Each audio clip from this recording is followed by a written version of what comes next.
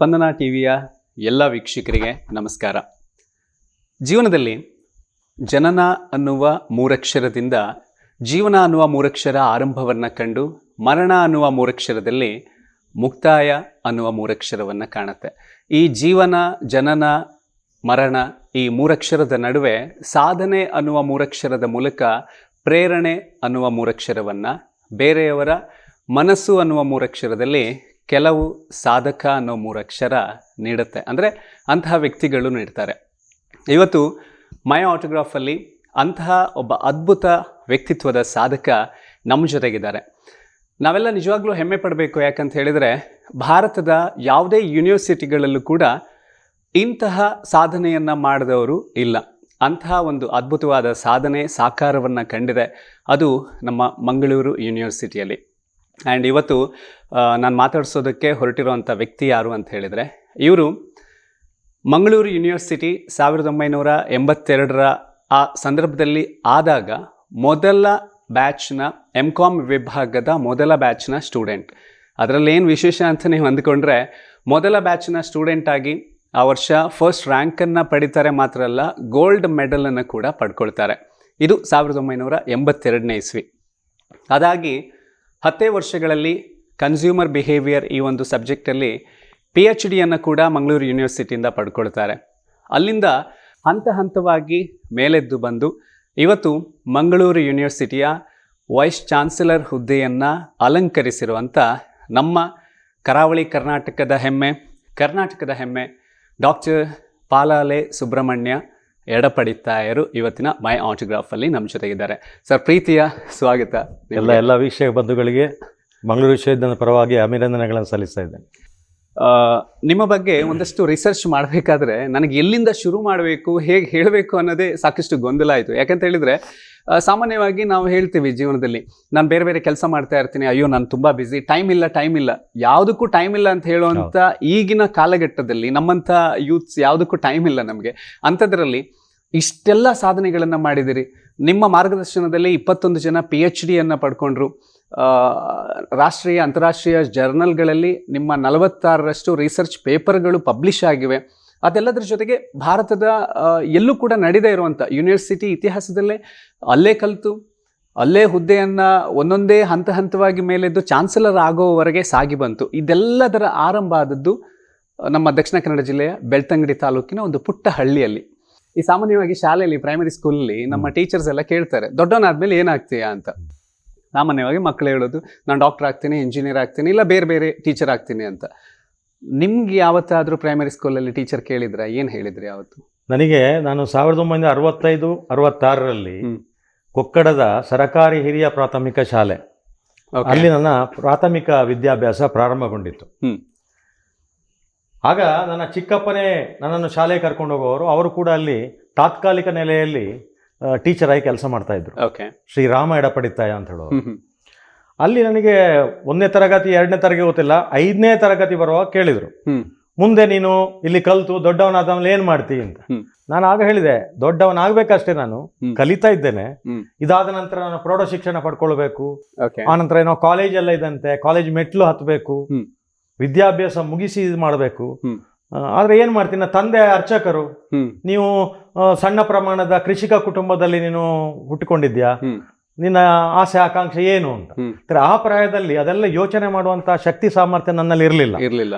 ಆದ್ರೆ ನನಗೆ ಕಾಣ್ತಿದ್ದದ್ದು, ತಂದೆ ಕುಕ್ಕೆ ಸುಬ್ರಹ್ಮಣ್ಯ ಸ್ವಾಮಿ ದೇವಸ್ಥಾನದಲ್ಲಿ ಅರ್ಚಕರಾಗಿದ್ದಾರೆ, ಏನು ಆಗ್ಲಿಲ್ಲ ಅಂತ ಹೇಳಿದ್ರೆ ಅವರು ಪೂಜೆ ಮಾಡುವಾಗ ನಾನು ಅಲ್ಲಿ ಕೆಳಗೆ ತಟ್ಟೆ ಇಟ್ಕೊಂಡು ತೀರ್ಥ ಪ್ರಸಾದ ಕೊಟ್ಟು ದಕ್ಷಿಣೆ ಸಿಗುತ್ತಲ್ಲ ಹೇಳುವಂಥದ್ದೊಂದು. ಯಾಕೆ ನಮ್ಮ ಮನೆತನದ ವಾತಾವರಣ ಅದಿತ್ತು. ತಪ್ಪಿದ್ರೆ ನಾನು ಕೂಡ ಒಂದು ಶಿಕ್ಷಕನಾಗಬೇಕು ಅಂತ ಹೇಳುವಂಥದ್ದಿತ್ತು. ಅರ್ಚಕ ಆಗುವಂಥದ್ದು ಕಷ್ಟ ನನಗೆ, ಮಂತ್ರ ಎಲ್ಲ ಕಲಿಯುವಂತ ನನಗೆ ಆಗ ಧೈರ್ಯ ಇರಲಿಲ್ಲ. ಆದ್ರೆ ತಂದೆ ಜೊತೆಗೆ ಹೋಗಿ ತೀರ್ಥ ಪ್ರಸಾದ ಕೊಟ್ಟು ಸ್ವಲ್ಪ ದಕ್ಷಿಣೆಯ ಮೂಲಕ ಸಂಪಾದನೆ ಮಾಡಬಹುದು. ಅದು ತಪ್ಪಿದ್ರೆ ನಾನು ಟೀಚರ್ ಆಗಬಹುದು. ಯಾಕಂದ್ರೆ ಚಿಕ್ಕಪ್ಪನನ್ನು ಕರ್ಕೊಂಡು ಹೋಗಲು ಟೀಚರ್ ಆಗಿದ್ರು. ಇದಿತ್ತು. ಹಾಗೆ ಬೇರೆ ಏನು ಅಲ್ಲಿ ನಮ್ಗೆ ಆ ದೊಡ್ಡ ಪ್ರಾಯದಲ್ಲಿ ಕನಸುಗಳು ಇರ್ಲಿಲ್ಲ, ಇಲ್ಲ. ವಾತಾವರಣ ಹಾಗಿತ್ತು. ಎಲ್ಲೊಂದ್ ಕಡೆ ನೋಡಿ, ತಂದೆ ಇತಿಹಾಸ ಪ್ರಸಿದ್ಧ ಅಥವಾ ನಮ್ಮ ಕರ್ನಾಟಕ ಅಥವಾ ಭಾರತದಾದ್ಯಂತ ಇವತ್ತು ಲಕ್ಷಾಂತರ ಜನ ಬರುವಂತ ಕುಕ್ಕೆ ಸುಬ್ರಹ್ಮಣ್ಯ ದೇವಸ್ಥಾನದಲ್ಲಿ ಅರ್ಚಕರಾಗಿದ್ರು. ಆ ಸುಬ್ರಹ್ಮಣ್ಯನ ಪೂಜೆಯನ್ನ ಮಾಡ್ತಿದ್ರು. ನೀವು ಕೂಡ ಏನು ಕಡಿಮೆ ಇಲ್ಲ, ಸರಸ್ವತಿಯ ಪೂಜೆಯನ್ನ 40 ವರ್ಷಗಳಿಂದ ಮಾಡ್ಕೊಂಡು ಬಂದಿದ್ದೀರಿ. ಸೊ ನಿಮ್ಮ ಬಾಲ್ಯದ ವಾತಾವರಣ ಹೇಗಿತ್ತು ಸರ್? ಇವತ್ತು VC ಅಂತ ಹೇಳಿದಾಗ ಒಂದು ಅತ್ಯುನ್ನತವಾದಂತ ಹುದ್ದೆ, ಬಹಳ ಒಂದು ಗೌರವ ಸಿಗುವಂಥದ್ದು, ಅಥವಾ ನಿಮ್ಮ ಒಂದು ಅಧೀನದಲ್ಲಿ ಸಾಕಷ್ಟು ಕಾಲೇಜ್ಗಳಿದೆ, ದೊಡ್ಡ ದೊಡ್ಡ ಸಾಧನೆ ಮಾಡ್ಬೇಕು ಅನ್ನೋರಿಗೆ ನೀವು ಯಾವತ್ತೂ ಸ್ಫೂರ್ತಿಯಾಗಿರ್ತೀರಿ. ಆದ್ರೆ ನಿಮ್ಮ ಹತ್ರ ಬಂದಾಗ ಎಲ್ಲೋ ಒಂದು ಕಡೆ ನಮ್ಗೆ ಆ ಭಯ ಅನ್ನೋದಕ್ಕಿಂತ ಒಂದು ಗೌರವ, ಒಂದು ಆತ್ಮೀಯತೆ, ಅತ್ಯಂತ ಆಪ್ತವಾಗಿ ನೀವು ಮಾತಾಡ್ತೀರಿ, ತುಂಬಿದ ಕೂಡ ತುಳುಕೋದಿಲ್ಲ ಅಂತ ಹೇಳೋದು ಬಹುಶಃ ನಿಮ್ಮಂತವ್ರನ್ನ ಕಂಡೇ ಆ ಗಾದೆ ಸೃಷ್ಟಿ ಮಾಡಿರ್ಬೇಕು ಅಂತ ಅನ್ಸುತ್ತೆ. ಈ ಚೈಲ್ಡ್ಹುಡ್ ಹೇಗಿತ್ತು? ನೀವು ತುಂಬಾ ನಾಟಿ ಆಗಿದ್ರ ಹೇಗೆ ಅಂತ? ಚೈಲ್ಡ್ಹುಡ್ ನೋಡಿ, ನಾನು ಒಂದು ಚಡ್ಡಿ, ಒಂದು ಅಂಗಿ, ಕಾಲಿಗೆ ಚಪ್ಪಲಿಲ್ಲ. ಆಗ ಅನೇಕರಿಗೆ ನಮ್ಮ ಆ ಒಂದು ಸಮಯದಲ್ಲಿದ್ದವರು ಹೆಚ್ಚಿನವರು ನನ್ನಾಗೆ ಇದ್ದವರು. Kannada medium school, Kannada medium ಶಾಲೆ, ಸರಕಾರಿ ಹಿರಿಯ ಪ್ರಾಥಮಿಕ ಶಾಲೆ, ಸರಕಾರಿ ಶಾಲೆ, ಮತ್ತೆ ಗ್ರಾಮೀಣ ಪ್ರದೇಶದ ವಾತಾವರಣ. ಹೌದು. ಆಮೇಲೆ ಒಂದು ರೀತಿಯ ಕೆಳ ಮಧ್ಯಮ ವರ್ಗ ಅಂತಾರೆ, ಬಡತನ ನಾನು ನೋಡಿದವ ಮನೆಯಲ್ಲಿ. ಹಾಗಾಗಿ ಬರೇ ಕಾಲಲ್ಲಿ ನಡ್ಕೊಂಡು ಹೋಗ್ತಿದ್ದೆ ನಾನು. ಕಾಲಿಗೆ ಮುಳ್ಳೆಲ್ಲ ತಾಗುವಂಥದ್ದು, ಮುಳ್ಳು ತಾಗಿದಾಗಲೂ ಅಳುತ್ತಾ ವಾಪಸ್, ಶಾಲೆ ಇಲ್ಲ ವಾಪಸ್ ಬರುವಂಥದ್ದು, ಈ ರೀತಿದಿತ್ತು. ಆಮೇಲೆ ನನ್ನ ಅಜ್ಜ ವೆಂಕಟರಮಣ ಎಡಪಡಿತಾಯ ಅಂತ, ಅವರು ನನ್ನ ಮೇಲೆ ಬಹಳ ಒಂದು ಇದು ಪ್ರೀತಿ. ಯಾಕಂದ್ರೆ ನಾನೀಗ ಅಜ್ಜನಾಗಿದ್ದೇನೆ, ಮಗಳಿಗೆ ಇನ್ನೊಬ್ಬಳು ಮಗಳು ಹುಟ್ಟಿದ್ದಾಳೆ. ಸೊ ಆದ ಕಾರಣ ನನಗೆ ಗೊತ್ತಿದೆ ಅದರದ್ದು ಏನು ಅಂತ ಹೇಳುವಂಥದ್ದು. ಸೊ ತುಂಬಾ ಹಚ್ಚಿಕೊಳ್ತಾ ಇದ್ರು. ಆಮೇಲೆ ಇವನಿಗೆ ಶೀತ ಆದ್ರೆ ಕೆಮ್ಮು ಬರ್ತದೆ, ಕೆಮ್ಮು ಬಂದ್ರೆ ಜ್ವರ ಬರ್ತದೆ, ಇವ ಹೋಗಿ ಶಾಲೆಯಲ್ಲಿ ನೀರು ಕುಡಿತಾನೆ ಅಂತ. ಅದಕ್ಕೆ ನಾನು ನೀರು ಕುಡಿತೇನೋ ಇಲ್ವೋ ನೋಡ್ಲಿಕ್ಕೆ ಜನ ಇಟ್ಟಿದ್ರು ಅವರು ಶಾಲೆಯಲ್ಲಿ. ಅಷ್ಟು ಕೇರ್. ಹೌದು, ಅಷ್ಟು ಕೇರ್. ಯಾಕಂದ್ರೆ ಮಗು ಇದಾಗ್ಬಿಡ್ತದೆ ಅಂತ. ಆಮೇಲೆ ಆನಂದ ಭವನ ಅಂತ ಕೊಕ್ಕಡದಲ್ಲಿ ಒಂದು ಅರ್ಬಿತ್ ತಯಾರದ ಹೋಟೆಲ್ ಇತ್ತು. ಅಲ್ಲಿ ಮಧ್ಯಾಹ್ನದ ಭೋಜನ 75 ಪೈಸೆ ಒಂದು ಊಟಕ್ಕೆ. ಆಗ ಎಲ್ಲ ಸ್ವಲ್ಪ ಹಣವಂತರು ಅಲ್ಲಿ ಊಟ ಮಾಡ್ತಿದ್ರು. ನನಗೆ ಕಷ್ಟ ಇದ್ರು ಕೂಡ ಅಜ್ಜ ಹಣ ಒಟ್ಟು ಮಾಡಿ ಮಧ್ಯಾಹ್ನದ ಊಟದವರೇ ನೋಡ್ಕೊಳ್ತಿದ್ರು ಅಲ್ಲೇ ಹೋಟೆಲಲ್ಲಿ. ಹೌದೌದು. ಹಾಗೆ ನನಗೆ ಕೂಡ ಅಜ್ಜನ ಮೇಲೆ ಅತೀ ಒಂದು ಪ್ರೀತಿ ಇತ್ತು. ಅವರು ಡಯಾಬಿಟಿಸ್ ಆಯ್ತು, ಅವರಿಗೆ ಶುಗರ್ ಇದ್ದು. ಆಗ ಮತ್ತೆ ಒಂದು ಪ್ರೋಟೀನೆಕ್ಸ್ ಅಂತ ಪೌಡರ್ ಕೊಡ್ಲಿಕ್ಕಿತ್ತು. ಮುಂದೆ ನಾನು ನೆನಪಿಟ್ಟುಕೊಂಡು, ನನಗೆ ಅಜ್ಜ ಇಷ್ಟು ಸ್ಯಾಕ್ರಿಫೈಸ್ ಮಾಡಿದ್ದಾರೆ, ನನ್ನ ಮೇಲೆ ಅಷ್ಟು ಪ್ರೀತಿ ಆಧಾರಲ್ಲಿ ತೋರಿಸಿದ್ದಾರೆ, ನಾನು ಅವರಿಗೆ ಇದು ಮಾಡ್ಬೇಕಂತ ಹೇಳಿ ಮತ್ತೆ ಹುಟ್ಟಿಕೊಂಡಿತ್ತು. ಸೊ ಆ ರೀತಿಯಲ್ಲಿ ನೋಡಿದ್ರೆ ಪ್ರಾಥಮಿಕ ಶಾಲೆ ಹೋಗುವಾಗ ಉಳಿದ ಮಕ್ಕಳಾಗೆ ಕೊಕ್ಕಡದಲ್ಲಿ 4 ಅಂಗಡಿ, ಒಂದು ಕಟ್ಲೇರಿ ಅಂಗಡಿ ಅಂತ ಹೇಳುವಂಥದ್ದು, ಮತ್ತೊಂದು ಅಂಗಡಿ ಇದೆಲ್ಲ ಜೀನ್ಸ್ ಎಲ್ಲ ಕೊಡುವುದು, ಮತ್ತೆ 2 ಟೈಲರ್ ಶಾಪ್ಗಳು. ಶಾಲೆ ಮಧ್ಯಾಹ್ನ ಬಿಟ್ಟ ಕೂಡಲೇ ಲಂಚ್ ಟೈಮಲ್ಲಿ ಅಲ್ಲಿ ಅದೇ ಆನಂದ ಭವನದಲ್ಲಿ ಊಟ ಮಾಡಿ ಟೈಲರ್ ಶಾಪ್ ಅಲ್ಲಿ ಆ ಕಟ್ ಮಾಡಿದ ಬಟ್ಟೆ ಪೀಸ್ಗಳನ್ನೆಲ್ಲ ಬಣ್ಣದಲ್ಲಿ ಹೆಕ್ಕಿಕೊಳ್ಳುವಂಥದ್ದು, ಅದನ್ನ ಜೋಡಿಸಿ ನಾನು ನೋಡೋದು, ಅದೊಂದು ಸಂತೋಷ ನಮಗೆ. ಧರ್ಮಕ್ಕೆ ಸಿಕ್ಕದಲ್ಲಿ ಬಿದ್ದದನ್ನು ಹೆಕ್ಕಿಕೊಳ್ಳುವಂಥದ್ದು, ಆಟ ಆಡ್ಲಿಕ್ಕೆ, ಮತ್ತೊಂದು ಐಸ್ ಕೇಂಡಿ ತಿನ್ನುವಂಥದ್ದು. ಮತ್ತೆ ಹೇಳಿದ್ರೆ ಇದು ಶೇಂಗಾ, ಅದಕ್ಕೆ ಹಣ ಎಲ್ಲಿ ಬೇಕು ಅಂತ ಹೇಳಿದ್ರೆ ತಾಯಿಯಲ್ಲಿ ಹೇಳ್ತಿದ್ದೆ, ಹಣ ಕೇಳಿದ್ರೆ ಕೊಡ್ತಿರ್ಲಿಲ್ಲ ಅವರು. ನಮ್ಗೆ ಅಡಿಕೆ ಕೆಲವೆಲ್ಲ ಬಿದ್ದದ ಅಡಿಕೆ ಇರ್ತಿತ್ತು, ಅದನ್ನ ಹೆಕ್ಕಿಕೊಂಡು ಚೀಲದಲ್ಲಿ ಹಾಕೊಂಡು ಅಲ್ಲಿ ಅಸೈನಾರದ ಒಂದು ಅಂಗಡಿ ಇತ್ತು, ಅಲ್ಲಿ ಕೊಟ್ರೆ 75 ಪೈಸೆ, ₹1 ಎಲ್ಲ ಸಿಗ್ತಿತ್ತು 1 kg. 1 kg ಅಲ್ಲ, ಅದು ಎಷ್ಟು ಅಡಿಕೆ ಇರ್ತದೆ ಅದನ್ನು ಕೊಟ್ರೆ ಅವ ಲೆಕ್ಕ ಮಾಡಿ ಒಂದು ಅಡಿಕೆಗೆ ಇಷ್ಟು ಕೊಡ್ತಿದ್ದ. ಶಾಲಾ ಮಕ್ಕಳಲ್ವಾ. ಸೊ ನಮಗೆ ಈ ಪಾಕೆಟ್ ಮನಿ ಅಂತ ಈಗ ಕರೀತೇವೆ, ಆಗ ಅದೆಲ್ಲ ಇರಲಿಲ್ಲ, ಅಂತದೆಲ್ಲ ಆಗುವಂಥದ್ದು. ಮತ್ತೆ ಕೊಕ್ಕಡದಲ್ಲಿ ವೈದ್ಯನಾಥೇಶ್ವರ ದೇವಸ್ಥಾನ, ಅಲ್ಲಿ ಜಾತ್ರೆ ಆಗುವಂಥದ್ದು. ಮತ್ತೆ ಕೊಕ್ಕಡದ ಕೋರಿ ಅಂತ ಹೇಳೋದು ಬಹಳ ಇದು ವಿಜಯಮಠ, ಅದು ನಮಗೆ ಅದು ಕಾಯ್ತಾ ಇರೋದು ಫೆಬ್ರವರಿ ಬರುವಂಥದ್ದು. ಯಾವಾಗ ಬರ್ತದೆ? ಮೇ 1ನೇ ತಾರೀಕಿಗೆ ಜಾತ್ರೆ ಶುರುವಾಗ್ತದೆ ಕೊಕ್ಕಡದ್ದು, ಅದು ಯಾವಾಗ?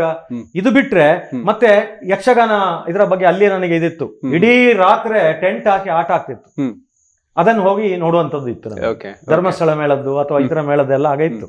ಹಾಗಾಗಿ ಬಾಲ್ಯ ಒಂದು ಆ ರೀತಿಯಲ್ಲಿ. ಮತ್ತೆ ಸೈಕಲ್ ಕಲಿಬೇಕು ಅಂತ ಅಜ್ಜನ ಬಿಡ್ತಿರ್ಲಿಲ್ಲ, ಕದ್ದು ಸೈಕಲ್ ಕಲಿತೆ. ಆದ್ರೆ ಕಲಿಯುವಾಗ ಹೇಗೂ ಗಾಯ ಆಗ್ಬೇಕಲ್ಲ, ಬಿದ್ದು ಅಲ್ಲಿ ಡಾಕ್ಟರ್ ಮೋಹನ್ ದಾಸ್ ಅಂತ ಈಗಲೂ ಇದ್ದಾರೆ ಅವರು, ಅವರು ಅದಕ್ಕೆ ಬ್ಯಾಂಡೇಜ್ ಹಾಕಿದ ನೆನಪು ನನಗೆ. ಅಂತ ಒಂದು ಹಳ್ಳಿಯ ವಾತಾವರಣದಲ್ಲಿ ಬೆಳೆಯುವಂತದ್ದು ಒಂದು ಇದಾಯ್ತು. ಆಮೇಲೆ ಏನಾಯ್ತು, ನಾವಾಗ ಸ್ವಲ್ಪ ದನಿಗಳು ಲೆಕ್ಕ ಇರುವಂತದ್ದು. ಆಗ ಸಂಪ್ರದಾಯದ ಮನೆ ನಮ್ದು, ಅರ್ಚಕರ ಕುಟುಂಬ, ಈ ಮಡಿ ಮೈಲಿಗೆಲ್ಲ ಜಾಸ್ತಿ ಇತ್ತು. ಮತ್ತೊಂದು ಮನೆಯಿಂದ ಮಜ್ಜಿಗೆ ತರ್ಲಿಕ್ಕಿತ್ತು ಅಜ್ಜನಿಗೆ. ಆಗ ನಮ್ಮ ಗದ್ದೆಯಲ್ಲಿ ಕೆಲಸ ಮಾಡುವವರು ಅತಿ ಪರಿಶಿಷ್ಟ ಪಂಗಡದ ಇವರೆಲ್ಲ ಇರ್ತಿದ್ರು. ಅವರು ಬಾಣಾರೆ ಹಳೆ ಕೊರ್ಲೆ ಅಂತ ತುಳುವಲ್ಲಿ ಕೇಳುವವರು. ನಾನು ಪ್ರೀತಿಯಲ್ಲಿ ಅವ್ರು ಕರೆದ್ರೆ ಅಂತಲ್ಲ ಅವರ ಕೈಯಲ್ಲೇ ಕುಡಿಯುವವರು. ಆಗ ಮಜ್ಜಿಗೆ ಕಡಿಮೆ ಆಯ್ತಲ್ಲ, ಇನ್ನು ಅಜ್ಜ ಬೈತಾರೆ ಅಂತ ಹೇಳಿ ಅಲ್ಲಿಯೇ ಗದ್ದೆಯಲ್ಲಿರುವ ನೀರನ್ನು ಅದಕ್ಕೆ ಹಾಕಿ ತೂಕ ಬರ್ಬೇಕಲ್ಲ ಅಷ್ಟು ಲೆವೆಲ್ಗೆ ಅದನ್ನು ಮಾಡಿ ಕೊಡುದು. ಅಜ್ಜ ಅಲ್ಲಿ ಹೇಳಿದ್ರೆ ಮುಗಿತು, ಅವರು ಊಟ ಮಾಡ್ಲಿಕ್ಕಿಲ್ಲ ಅದು ಮೈಲಿಗೆ. ನಾನು ಬ್ಯಾಲೆನ್ಸ್ So, ಮಾಡ್ಬೇಕು. ಅಷ್ಟು ಮಡಿವಂತಿಕೆ ಇತ್ತು. ಮಡಿವಂತಿಕೆ ಇತ್ತು. ಹಾ. ನಾನಾಗ ಈ ಇದರಲ್ಲಿ ಬೇರೆ ಬೇರೆ ಅವರಿಗೆ ಲೋಟ ಬೇರೆ ಇಡ್ತಿದ್ರು, ಅದರಲ್ಲಿ ಅವರಿಗೆ ಹಾಕುವಂಥದ್ದು. ನಾನು ಒಂದ್ಸಲ ಈ ಲೋಟಲ್ಲಿ ನನಗೂ ಹಾಕಿ ನಾನು ಕುಡಿತೇನೆ ಅಂತ ತಿಳಿದ್ರೆ ಹಾ. ಅಜ್ಜನ ಹತ್ರ ಅಂತ ಸಂಪ್ರದಾಯ ಮನೆ ಇದ್ದು ಕೂಡ ಪ್ರಶ್ನೆ ಕೇಳಲಿಕ್ಕೆ ಶುರು ಮಾಡಿದೆ ನಾನು. ಓಕೆ ಇವತ್ತು ಹೇಳ್ತೇವೆ, ಯಾವುದೇ ಒಬ್ಬ ಶಿಕ್ಷಕನಿಗೆ ಮಕ್ಕಳು ಪ್ರಶ್ನೆ ಕೇಳಿದ್ರೆ ಆ ನಿಜವಾದ ಶಿಕ್ಷಣ ಒಳಗಡೆ ಇದ್ದಾನೆ ಶಿಕ್ಷಕ, ಅವ ಎಚ್ಚೆತ್ತುಕೊಳ್ತಾನೆ, ನಿಜ. ಅವನು ತೋರಿಸ್ತಾನೆ ಅಂತ. ಓಕೆ ನಾವು ಇಂಗ್ಲಿಷ್ ಅಲ್ಲಿ ಹೇಳ್ತೇವೆ, only when you ask question to me you can find real teacher in me ಅಂತ. ಕರೆಕ್ಟ್. ಸೊ ಅದನ್ನ ನಾನು ಪ್ರಶ್ನೆ ಕೇಳ್ತಿದ್ದೆ. ಸೊ ಇದು ನನ್ನ ಸಣ್ಣ ಬಾಲ್ಯತನದಲ್ಲೇ ಇತ್ತು, ಪ್ರಶ್ನೆ ಕೇಳುವಂತ ಒಂದಿದು. ಓಕೆ ಇವತ್ತು ನಾವು ಹೇಳ್ತೇವೆ ಮೇಲಿನ ಪ್ರಶ್ನೆಗಳಿಗೆ ಉತ್ತರ ಬರಿ ಅಂತ, ಆನ್ಸರ್ ದಿ ಫಾಲೋಯಿಂಗ್ ಕ್ವಶನ್ಸ್. ಇವತ್ತು ನಾವು ಹೇಳ್ತೇವೆ ಕ್ವಶನ್ ದ ಫಾಲೋಯಿಂಗ್ ಆನ್ಸರ್ಸ್ ಅಂತ, ಕಂಪ್ಲೀಟ್ ಇದಾಗಿದೆ. ಈಗ ರಾಷ್ಟ್ರೀಯ ಶಿಕ್ಷಣ ನೀತಿ 2020 ಅದನ್ನೇ ಹೇಳ್ತಾ ಇರುವಂತ. ನಿಜ ನಿಜ. ಸೊ ಆ ರೀತಿಯ ಒಂದು ಮನಸ್ಥಿತಿ ಪ್ರಾರಂಭ ಆಗಲಿಕ್ಕೆ ಸರಕಾರಿ ಹಿರಿಯ ಪ್ರಾಥಮಿಕ ಶಾಲೆ, ಕನ್ನಡ ಮಾಧ್ಯಮ, ಮತ್ತೊಂದು ಸಣ್ಣ ರೀತಿಯ ನಮ್ಮ ಬಡತನ, ಈ ಗ್ರಾಮೀಣ ಪ್ರದೇಶದ ವಾತಾವರಣ ಮತ್ತೆ ಎಲ್ಲ ನಿಮ್ಮನ್ನ ಎಲ್ಲ ಒಂದು ರೀತಿಯಲ್ಲಿ ಗಟ್ಟಿಗೊಳಿಸಿತು. ಪ್ರಶ್ನೆ ಕೇಳಲಿಕ್ಕೆ ನನಗೆ ಬೇಕಾದಂತ ಒಂದು ಹುರುಪು, ಹುಮ್ಮಸ್ಸು ಅಂತ ಒಂದು ವಾತಾವರಣ ಕಲ್ಪಿಸಿ. ಬಹುಶಃ ಎಲ್ಲೊಂದ್ ಕಡೆ ಆ ಪ್ರಶ್ನೆಗಳನ್ನ ಕೇಳ್ತಾ ಕೇಳ್ತಾ ಇನ್ನಷ್ಟು ಕಲಿಬೇಕು, ಇನ್ನಷ್ಟು ತಿಳ್ಕೊಳ್ಬೇಕು ಅನ್ನೋ ಆಸಕ್ತಿ ಜಾಗೃತವಾಗ್ತಾ ಹೋಯ್ತು ನಿಮ್ಗೆ. ಇದು ಯಾಕೆ ಅಂತ ಹೇಳಿದ್ರೆ ಹೇಳ್ತಾನೆ. ಇನ್ನೊಂದು ಅದ್ ಏನಾಯ್ತು ಅಂತ ಹೇಳುವಂತ, 7ನೇ ತರಗತಿ ಆಯ್ತು. 72ನೇ ಇಸವಿಯಲ್ಲಿ ನಾನು ಅಲ್ಲಿ ನಮ್ಗೆ ಅರಸಿನಮಕ್ಕಿಯಲ್ಲಿ ಹೈಸ್ಕೂಲ್ ಮಾತ್ರ ಇದ್ದದ್ದು, ಮತ್ತೆ ಬೇರೆ ಎಲ್ಲಿಲ್ಲ. ಅರಸಿನಮಕ್ಕಿ ಹೋಗ್ಬೇಕಾದ್ರೆ ವಾಹನದ ವ್ಯವಸ್ಥೆ ಇಲ್ಲ, ಬಸ್ ಇಲ್ಲ. ಕೊಕ್ಕಡದಲ್ಲಿ ಲಕ್ಸುರಿ ಅಂತ ಹೇಳಿದ್ರೆ ಸೈಕಲ್ ಮಾತ್ರ. ಸೊ ಆದ ಕಾರಣ ಈ ಹುಡುಗ ನಡ್ಕೊಂಡು ಹೋಗ್ಬೇಕು, ಅದು ಕಾಲಿಗೆ ಚಪ್ಪಲ್ ಇಲ್ಲ, ಆಗುದಿಲ್ಲ. ತಂದೆಯ ಅಕ್ಕನ ಮನೆ ಇತ್ತು ಧರ್ಮಸ್ಥಳದಲ್ಲಿ, ಕುದುರೆತ್ತಾಯರು ಅಲ್ಲಿ, ಅವರ ಮನೆಯಲ್ಲಿ ವಾಸ್ತವ್ಯ. ಕುದುರೆತ್ತಾಯರು ಧರ್ಮಸ್ಥಳದ ಗೆಸ್ಟ್ ಹೌಸ್ ಅಲ್ಲಿ ಅಡಿಗೆ ಅವರು. ಮತ್ತೆ ವೀರೇಂದ್ರ ಹೆಗಡೆ ಅವರಿಗೆ ಏನಾದ್ರು ಸ್ವೀಟ್ ಮಾಡ್ಲಿಕ್ಕಿದ್ರೆ ಅವರೇ ಮಾಡಿ ಕೊಡಬೇಕು. ಸೊ ಆಗ ಈ ಕಾಯಿ ಹೋಳಿಗೆ ಮಾಡುವಂತದ್ದು, ತೆಂಗಿನಕಾಯಿದ್ದು ಅಥವಾ ಕಡಲೆ ಬೇಳೆದು ಹೋಳಿಗೆ ಮಾಡುವಂತದ್ದು, ಮೈಸೂರು ಪಾಕ್ ಮಾಡುವಂತದ್ದು, ಅದೆಲ್ಲ ಕಲಿತೆ. ಜಿಲೇಬಿ ಮಾಡ್ಲಿಕ್ಕೆ ಕಷ್ಟ ಆಯ್ತು ನನಗೆ, ಯಾಕಂದ್ರೆ ಅದು ಪಾಕ ಎಲ್ಲ ಆಗುವಂತ. ಸೊ ಇದೊಂದು ಕಲಿಯುವಂತ ಒಂದು ಅವಕಾಶ ಅವರ ಮನೆಯಲ್ಲಿದ್ದ ಕಾರಣ ಆಯ್ತು. ಎರಡನೇದ್ದು, ನಾನು ಛತ್ರದಲ್ಲಿ ಬಡಿಸ್ಬೇಕಿತ್ತು ಧರ್ಮಸ್ಥಳದಲ್ಲಿ. ಯಾಕಂದ್ರೆ 2 ಪಂಕ್ತಿ ನೀವು ಬಡಿಸಿ 3ನೇ ಪಂಕ್ತಿ ನಾನು ಊಟ ಮಾಡಬಹುದು, ಇಲ್ಲಂದ್ರೆ ಧರ್ಮಛತ್ರದಲ್ಲಿ ಊಟ ಮಾಡ್ಬೇಕು. ನಾವು ಧರ್ಮಛತ್ರಕ್ಕಿಂತ ಈ ಗೆಸ್ಟ್ ಹೌಸ್ ಅಲ್ಲಿ ಇದ್ರೆ ಒಂದು ಪಾಯಸ ಸಿಗ್ತದೆ, ಎಕ್ಸ್ಟ್ರಾ ಐಟಮ್ ಸಿಗ್ತದೆ, ಅಲ್ಲಿ 2 ಸಲ ಬಡಿಸಬೇಕು. ಆಗ ನಮಗೆ ಈಗ ಹರ್ಷೇಂದ್ರ ಕುಮಾರ್ ಇದಾರಲ್ಲ, ಹರ್ಷಣ್ಣ ಅಂತ ಹೇಳ್ತೇವೆ, ಅವರೆಲ್ಲ ನಾವು ಸೂಪರ್ವೈಸರ್ ಮಾಡುವಂತದ್ದು. ನೀರು ಕೊಡುವಾಗ ನೀರು ಚೆಲ್ಲಿದ್ರೆ ಅವ್ರು ಬಂದು ಕಿವಿ ಇಡುವವರು, ಯಾಕಂದ್ರೆ ಸರಿ ಮಾಡಬೇಕು, ಅಷ್ಟು ಶಿಸ್ತು. ನನಗೆ ಒಳ್ಳೆಯ ಒಂದು ಸಂಸ್ಕಾರ ಸಂಸ್ಕೃತಿಯ ಒಂದು ಪಾಠ ಸಿಕ್ಕಿದ್ದೆ ಧರ್ಮಸ್ಥಳದಲ್ಲಿ ಅಂತ ಹೇಳಲಿಕ್ಕೆ ಇದು ಮಾಡ್ತೇನೆ. ಸೊ ಆ ನಂತರ ಸಂಜೆ 6 ಗಂಟೆಗೆ ಬಂದು ವೇದ ಪಾಠ ಶಾಲೆ ಇತ್ತು. ಆಗ ಅಲ್ಲಿ ವೇದ ಪಾಠ ಶಾಲೆ, ನಾನು ವೇದ ಕಲೀಲಿಕ್ಕೆ ಹೋಗ್ಬೇಕು, ಮಣಿ ಅಲ್ಲಿ ಹೋಗ್ಬೇಕು. ಹೋಗಾಗ ಒಂದೇ ಸಮಸ್ಯೆ ಆದ ನಂತರ ಈ ಮಂತ್ರಗಳನ್ನೆಲ್ಲ ಊರು ಹಾಕಿ ನಾನು ಒಪ್ಪಿಸ್ಬೇಕಿತ್ತು ಗುರುಗಳಿಗೆ. ಅದೇನಾಯ್ತು, ಅವರೊಂದು ಬಿಳಿಯ ವೈರ್ ಇಟ್ಕೊಂಡು ನಾನು ಹೊಡೆಯುವವರು. ಅಗ್ನಿ ಮೀಳೆ ಪುರೋಹಿತಂ ಯಜ್ಞಸ್ಯ ಏರು ಇಳಿತಾ ಉಂಟಲ್ಲ, ಸ್ವಲ್ಪ ತಪ್ಪಿದ್ರೆ ಎಲ್ಲಿಂದ ಏಟು ಬಿತ್ತು ಒಂದು ಪೆಟ್ಟು ಬೀಳುವಂತದ್ದು. ಆಮೇಲೆ ಹೇಳಿದ್ರು, ನನ್ನಿಂದ ಚಿಕ್ಕವರಿದ್ರು, ನಾನು 9ನೇ ಕ್ಲಾಸಲ್ಲಿ ಇದ್ದೆ. 8ನೇ ಕ್ಲಾಸಲ್ಲಿ ಇದ್ದವರು, ಅದಕ್ಕಿಂತ ಚಿಕ್ಕ ಕ್ಲಾಸ್ ನಲ್ಲಿ ಇದ್ದವರು ಪಟ ಪಟ ಪಟ ಬಾಯಿ ಬಾಟ ಹೇಳೋರು, ಊರು ಬಾಯಿ ಬಾಟ. ನನಗೆ ಆಗ್ತಿರ್ಲಿಲ್ಲ, ತಪ್ಪಿತ್ತು. ನನಗೆ ಸ್ವಲ್ಪ ಅವರು ಹೀಯಾಳಿಸುವವರು. ಆಗ ನನಗೇನೋ ಒಂದು ಎಲ್ಲರ ಎದುರಿಗೆ ಇದು ಮಾಡ್ತಾರೆ ಅಂತಾರೆ, ಆತ್ಮಗೌರವ ಅಂತಾರೆ ಏನು, ಅದಕ್ಕೆ ಧಕ್ಕೆ ಬಂದ್ರೆ ಏನಾಗುತ್ತೆ ಅಂತ ಹೇಳುವಂಥದ್ದು ನನಗೆ ಆಗ ಅರಿವಾಯ್ತು. 9ನೇ ತರಗತಿಯಲ್ಲಿ ಅರಿವಾಯ್ತು. ನಾನು ಆಗ ಒಂದು ಹಠ ಕೂಡ ಇತ್ತು. ಪಾಂಗಣ್ಣಯ್ಯರು ಅಂತ ಗುರುಗಳು, ಅವ್ರ ಗುರುಗಳಿಗೆ ಹೇಳಿದೆ, ನಾನು ನಿಮಗೆ 1 ವಾರದಲ್ಲಿ ಒಪ್ಪಿಸ್ತೇನೆ, ಈ ಮಂತ್ರದ ಸಂಸ್ಕೃತದ ಮಂತ್ರ ಉಂಟಲ್ಲ ಅದ್ರ ಅರ್ಥ ಹೇಳಿಕೊಡ್ಬೇಕು ನೀವು. ನನಗೆ ಅರ್ಥ ಆದ್ರೆ ಆಗ್ತಾನೆ, ಬಾಯ್ಪಾಠ ಕಲೀಲಿಕ್ಕೆ ಆಗುದಿಲ್ಲ. ಹೇಳಿದ್ರು, ನೀವು ಮಹಾ ಅಧಿಕ ಪ್ರಸಂಗಿ, ನಿಮಗೆ ಮಂತ್ರ ಹಿಡಿಯುವುದಿಲ್ಲ. ಹಾಗೆ ಮಂತ್ರ ಬಿಟ್ಟು 10ನೇ ತರಗತಿಯನ್ನು ಓದು ಕಳಿಸಿದೆ. ಆ ನಂತರ ಆಗ ನನಗೆ ಟ್ಯೂಬ್ ಲೈಟ್ ನ ಆಸೆ. ನಾನಿದ್ದ ಮನೆಯಲ್ಲಿ 0 ಬಲ್ಬ್ ಇದು ಮಾತ್ರ ಲೈಟ್ ಇದ್ದು. ಟ್ಯೂಬ್ ಲೈಟ್ ಅಲ್ಲಿ ಓದ್ಬೇಕಾದ್ರೆ ವಸಂತ ಮಾಲ್ ದೇವಸ್ಥಾನ, ಮಂಜುನಾಥ ದೇವಸ್ಥಾನದ ಎದುರುಗಡೆ ವಸಂತ ಮಾಲ್ ಇವತ್ತು ಕೂಡ ಇದೆ. ಅಲ್ಲಿ ಹೊರಗಡೆ ಕೂತು ಓದಬೇಕು ನಾವು ಟ್ಯೂಬ್ ಲೈಟ್ ನಲ್ಲಿ. ಸೊ ಆಗ ಓದುವಂತದ್ದು, ಅಲ್ಲಿಯೇ ಮಲಗುವಂತದ್ದು, ನಿದ್ದೆ ಬಂದು ಬಿಡುವಂತ. ಬೆಳಿಗ್ಗೆ ಎದ್ದು ಕೆರೆಯಲ್ಲಿ ಸ್ನಾನ ಮಾಡ್ಲಿಕ್ಕೆ ಈಜಲಿಕ್ಕೆ ಬರೋದಿಲ್ಲ, ಅಜ್ಜ ಬಿಡ್ತಿರ್ಲಿಲ್ಲ. ತೋಡಿಗೆ ಹೋಗಿ ಈಜಲಿಕ್ಕೆ ಬಿಡ್ತಿರ್ಲಿಲ್ಲ, ಹೆದರಿಕೆ ಆಗ್ತಿತ್ತು, ಬಿಡ್ತಿರ್ಲಿಲ್ಲ. ಅವರು ಸೂಪರ್ವೈಸ್ ಮಾಡ್ತಿದ್ರು. ಸೈಕಲ್ ಏನೋ ಕಷ್ಟದಲ್ಲಿ ಕಲಿತೆ ನಾನು, ಕದ್ದು ಮುಚ್ಚಿ ಏನೋ ಕಲಿತೆ. ಈಜಲಿಕ್ಕೆ ಎಲ್ಲ ಹೋಗ್ಲಿಕ್ಕಿಲ್ಲ, ನದಿಗೆ ಹೋಗ್ಲಿಕ್ಕಿಲ್ಲ, ತೋಡಲ್ಲಿ ಪ್ರಾಕ್ಟೀಸ್ ಮಾಡ್ಲಿಕ್ಕೆ ಬಿಡ್ತಿರ್ಲಿಲ್ಲ ಇದರಲ್ಲಿ. ಹಾಗಾಗಿ ಈ ಕೆರೆಯಲ್ಲಿ ನಾನು ಈಜಲಿಕ್ಕೆ ಬರೋದಿಲ್ಲ. ಅದ ಕಾರಣ ಒಂದು ಕಲ್ಲಿನ ಮೇಲೆ ನಿಂತುಕೊಂಡು ಅಲ್ಲಿ ಅರ್ಚಕರು ಸ್ನಾನ ಮಾಡಿ ಹೋದದ್ದು ಕಸ್ತೂರಿ ಬಾರ್ ಸೋಪ್ ಅಂತ ಬರ್ತಿತ್ತಾಗ, ಅದು ಅವ್ರದ್ದೆಲ್ಲ ಬಟ್ಟೆ ಎಲ್ಲ ಇದು ಉಜ್ಜಿದ್ದು ಅಲ್ಲಿ ಅಂಟಿಕೊಂಡಿರ್ತಿತ್ತು. ಅದ್ರಲ್ಲೇ ನಾನು ಅದೇ ಸೋಪ್ ನನಗೆ ಅದು ಸ್ನಾನ actually, ಮಾಡಿ ಬಟ್ಟೆ ವಾಶ್ ಮಾಡುವ ಸೋಪ್.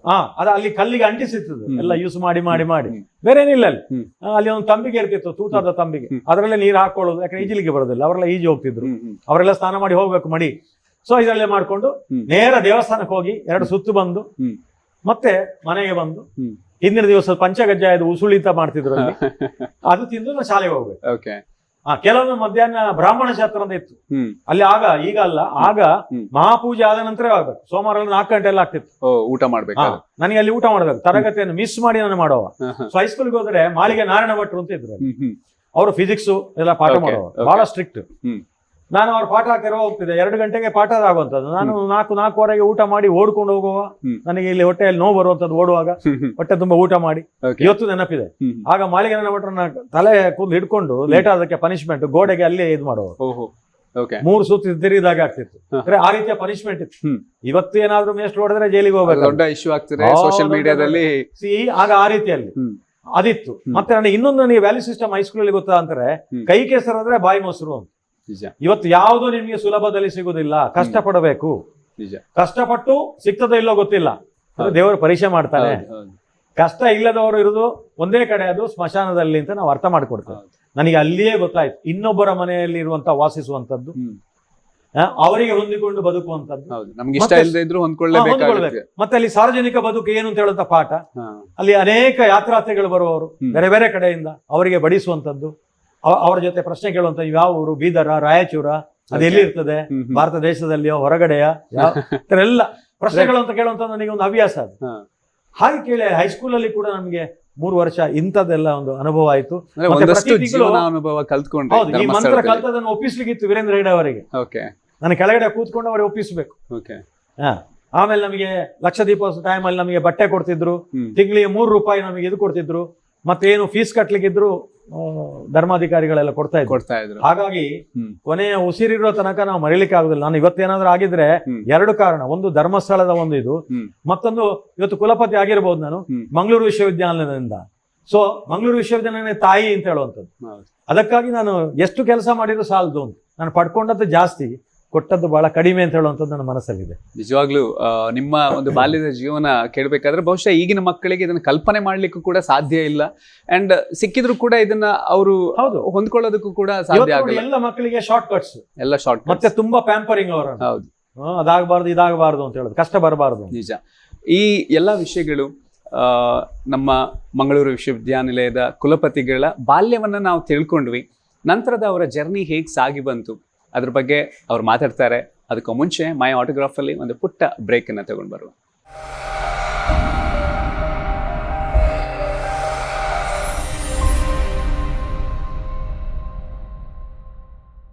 ಮೈ ಆಟೋಗ್ರಾಫ್ಗೆ ಎಲ್ಲ ವೀಕ್ಷಕರಿಗೆ ಮತ್ತೊಮ್ಮೆ ಸ್ವಾಗತ. ಮಂಗಳೂರು ಯೂನಿವರ್ಸಿಟಿಯ vice chancellor doctor PS Yedapadithaya ಅವರ ಜೊತೆಗೆ ಅವರ ಬದುಕಿನ ಜರ್ನಿಯನ್ನ ಅವರ ಮಾತುಗಳಲ್ಲೇ ನಾವು ಕೇಳ್ತಾ ಇದ್ವಿ.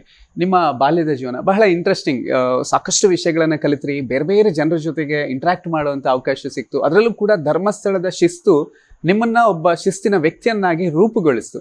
ಇನ್ನು ನಂತರದ ನಿಮ್ಮ ವಿದ್ಯಾಭ್ಯಾಸ ಹೇಗೆ ಮುಂದುವರಿತು?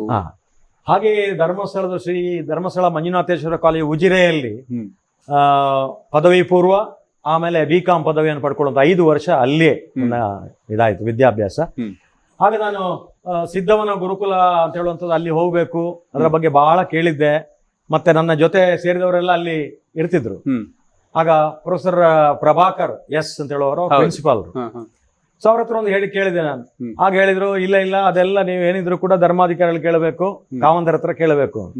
ಕಾವಂದರ ಹತ್ರ ಹೋಗಿ ಕೇಳಿದ್ರೆ, ಕಾಲೇಜಿದೆಲ್ಲ ನಾನು ಸಿದ್ಧವನದೆಲ್ಲ ಪ್ರಾಂಶುಪಾಲರಿಗೆ ಬಿಟ್ಟಿದ್ದೇನಪ್ಪ, ಅಲ್ಲಿ ಹೋಗಿ ಕೇಳಿ ನೀನು ಅಂತ. ಆಗ ಪ್ರಾಂಶುಪಾಲರು ಹೇಳಿದ್ರು, ನಿನಗೀಗ 76% ಉಂಟು PUC ಅಲ್ಲಿ, ನೀನು 80ರ ಮೇಲೆ ಬಂದ್ರೆ ಕೊಡ್ತೇನೆ ನಿನಗೆ. ಸೆಕೆಂಡ್ PUC ಅಲ್ಲಿ 80ರ ಮೇಲೆ ನನಗೆ ಪರ್ಸೆಂಟೇಜ್ ಬಂತು. ನಾನು ಹೋಗಿ ಕೇಳಿದೆ, ಸಿದ್ಧವನಕ್ಕೋಸ್ಕರವೇ ಓದಿದ್ರ? ಅಲ್ಲಲ್ಲ, ಅದೊಂದು ನಮಗೆ ಒಂದು ಹಠ. ಅದನ್ನ ಯಾಕೆ ನಾನು ತಗೊಳ್ಬಾರ್ದು, ಉಳಿದನ್ನ ಸಹಪಾಠಿಗಳಲ್ಲಿ ಓದಿ ಊಟ ಮಾಡಿ ಅಲ್ಲಿದೆಲ್ಲ ವರ್ಣನೆ ಮಾಡ್ತಾ ಇದ್ರು, ಸ್ವಲ್ಪ ಆಸೆ ಆಗ್ತಿತ್ತು ನಮಗೆ ಹೀಗೆ. ಆಗ ನಾನು ಹೇಳಿದೆ, ಈಗ ನೀವು ಪ್ರಿನ್ಸಿಪಾಲ್ ಹೀಗೆ ಅಂತ. ಆಗ ಹೇಳಿದ್ರು ಈಗ ಅಲ್ಲಿ ಕೂತ್ಕೊಳ್ಳಿಕ್ಕೆ ಜಾಗ ಇಲ್ಲಪ್ಪ, ಅಲ್ಲಿ ಇಲ್ಲ ಅಂತ. ಮಧ್ಯಾಹ್ನದ ಭೋಜನ ಆದ್ರೂ ನಾನು ಮಾಡ್ತೇನೆ, ಕೂತ್ಕೊಳ್ಳಿಕ್ಕೆ ಜಾಗ ಎಲ್ಲ ಹೇಳ್ತಾ ಇದ್ದೇನೆ, ನಾನು ನಿಂತಾದ್ರೂ ಊಟ ಮಾಡ್ತಾ ತಟ್ಟೆಯಲ್ಲಿ. ಆಗ ಪ್ರೊಫೆಸರ್ ಪ್ರಿನ್ಸಿಪಾಲ್ ಇವರಿಗೆ, ಪ್ರೊಫೆಸರ್ ಪ್ರಭಾಕರ್ಗೆ ನಿಜವಾಗಿ ಮನಸ್ಸು ಕರಗಿತ್ತು. ನೋಡೋಣಪ್ಪ ಏನಾದ್ರು ನೀನ್ ಈಗ ಏನಾದ್ರು ಇಲ್ಲೆಲ್ಲ ರೂಮ್ಗಳೆಲ್ಲ ಮಾಡ್ಕೊಂಡಿದ್ದಾರೆ, ಫಾರೆಸ್ಟ್ ಕಾಂಪೌಂಡ್ ಇದೆ, ನಾಗರಾಜ್ ಕಾಂಪೌಂಡ್ ಇದೆ ಕಾಲೇಜ್ ಹಿಂಭಾಗದಲ್ಲಿ, ಅಲ್ಲೆಲ್ಲ ಸಿಗ್ತದೆ ನೋಡು. ಮತ್ತೆ ಅಲ್ಲಿ ನಾಗರಾಜ್ ಕಾಂಪೌಂಡ್ ಅಲ್ಲಿ ನಾನು ಸೇರ್ಬೇಕಾಯ್ತು. ಸೇರುವಾಗ ಅಲ್ಲಿ ಏನಾಯ್ತು, ಕೈ ಅಡುಗೆ ಮಾಡುವ ಕೆಲಸ ಕಲಿತೆ ನಾನು, ಸೆಲ್ಫ್ ಕುಕಿಂಗ್. ಅದು ಕರ್ಬೇಕಾದ್ರೆ ಈ ಸಿಗಡಿ ಅಂತ ಹೇಳ್ತೇವೆ, ಮರದ ಮಾಡಿ ಅದರಲ್ಲೆಲ್ಲ ಇಟ್ಟು ಮರದ ಹುಡಿ, ಅಲ್ಲಿ ಒಂದು ಮಿಲ್ ಇತ್ತು, ಅಲ್ಲಿಂದ ಗೋಣಿಯಲ್ಲಿ ನಾವು ಸಾಡಸ್ಟ್ ತಂದು ಗಾಡಿಯಲ್ಲಿ ಕೈ ಗಾಡಿಯಲ್ಲಿ ತಂದು ಅಡಿಗೆ ನಾವೇ ಮಾಡೋದು. ಅಲ್ಯೂಮಿನಿಯಂ ಪಾತ್ರ ತಗೊಳ್ಳೋದು, ಬೇಗ ಬಿಸಿ ಆಗ್ತದೆ ಅದು ಅಂತ. ಆಮೇಲೆ ಮತ್ತು ಟೀ ಪೌಡರ್ ಬರುವಂತ ದೊಡ್ಡ ಡಬ್ಬ ಬರ್ತಿತ್ತು, ಅದ್ರಲ್ಲೆಲ್ಲ ಈ ಬೈ ಹುಲ್ಲೆಲ್ಲ ಹಾಕಿ ಮಧ್ಯದಲ್ಲಿ ಅರ್ಧ ಬೇಯಿಸೋರು ಇಟ್ರೆ 1 ಗಂಟೆ ಆದ ನಂತರ ಕಂಪ್ಲೀಟ್ ಬೇಯುವಂಥದ್ದು. ಈ ತಂತ್ರಗಾರಿಕೆ ಕೂಡ ಕಲ್ತೇವೆ ನಾವು. ಆಮೇಲೆ ಎಲ್ಲಿವರೆಗೆ ಆಯ್ತು ಅಂದ್ರೆ ಅಲ್ಲಿ BCom ನಾವು ಅಂತಿಮ ವರ್ಷಕ್ಕೆ ಬರುವಾಗ ಭಾನುವಾರ ನಂದೇ ಅಡಿಗೆ, ಅಲ್ಲಿ 26 ಜನಗಳಿಗೆ ನಾನೇ ಅಡಿಗೆ. ಸರ್, ಒಂದು ಈ ಅಡುಗೆ ಮಾಡೋದು ಕಲ್ತಿರಲ್ಲ, ಮದುವೆ ಆದ್ಮೇಲೆ ಏನಾದ್ರೂ ಉಪಯೋಗಕ್ಕೆ ಬಂದಿದೆ? ಖಂಡಿತ ಬಂತದ್ದು. ಓಕೆ, ನಿಮ್ಮ ಹೆಂಡತಿಗೆ ತುಂಬಾ ಇಷ್ಟ ಆಗುತ್ತೆ ನೀವು ಅಡಿಗೆ? ಅದು ಬಿಗಿನಿಂಗ್ ಅಲ್ಲೆಲ್ಲ ಆಗುದಿಲ್ಲ, ಯಾಕಂದ್ರೆ ಅದು ಪಾಕ ಎಲ್ಲ ಮಾಡುವಂತದ್ದು ಬೇರೆ ರೀತಿಯಲ್ಲಿ ಇರ್ತದೆ. ನಳಪಾಕ ಮಾಡ್ಲಿಕ್ಕೆ ನಮಗೆ ಬರುವುದಿಲ್ಲ, ನಮ್ದೇ ಸ್ಟೈಲಲ್ಲಿ ಮಾಡ್ತೇವೆ. ಆದ್ರೆ ಅವಳಿಂದ ನಾನು ಕೆಲವೆಲ್ಲ ಅಡುಗೆ ಮಾಡ್ಲಿಕ್ಕೆ ಕಲ್ತಿದ್ದೇನೆ. ನಂದು ಉಜಿರೆಯಲ್ಲಿ ಕಲ್ತದ್ದು ಕೂಡ ಅವಳಿಗೆ ಸ್ಯಾಂಪಲ್ ಕೊಟ್ಟಿದ್ದೇನೆ, ನಂದು ಹೇಗಾಗುತ್ತೆ ಅಂತ ಹೇಳುವಂಥದ್ದು. ಹಾಗಾಗಿ ಆ ರೀತಿಯಾಗಿ ಇವತ್ತು ನಾವು ಜೀವನ ಕೌಶಲ ಅಂತ ಹೇಳ್ತೇವೆ. ನಿಜ, ಅಲ್ಲಿ ನಮಗೆ ಅದು ನ್ಯಾಚುರಲ್ ಆಗಿ ಸ್ವಾಭಾವಿಕವಾಗಿಯೇ ಬಂತು. ಮತ್ತೆ ಅನಿವಾರ್ಯತೆ ಇದೆ, ಎಂತ ಸಂದರ್ಭ ಬಂದ್ರೂ ಕೂಡ ಎದುರಿಸುವಂತ ಕಾನ್ಫಿಡೆನ್ಸ್, ಅದು ನನ್ನ ಕಾಲ ಮೇಲೆ ನಾನು ನಿಲ್ಬಹುದು ಅಂತ ಹೇಳುವಂತದ್ದು, ಈ ಆತ್ಮವಿಶ್ವಾಸ ಹೇಳ್ತೇವೆ. ಅದು ಆತ್ಮಗೌರವ ಅಲ್ಲಿ ಕಲಿಸಿಕೊಟ್ಟಿತ್ತು. ಬೇರೆ ಬೇರೆ ರೀತಿಯಲ್ಲಿ ಪ್ರಶ್ನೆ ಕೇಳುವಂಥದ್ದು ಪ್ರಾಥಮಿಕ ಶಾಲೆಯಲ್ಲಿಂದ ಬಂತು ನನಗೆ.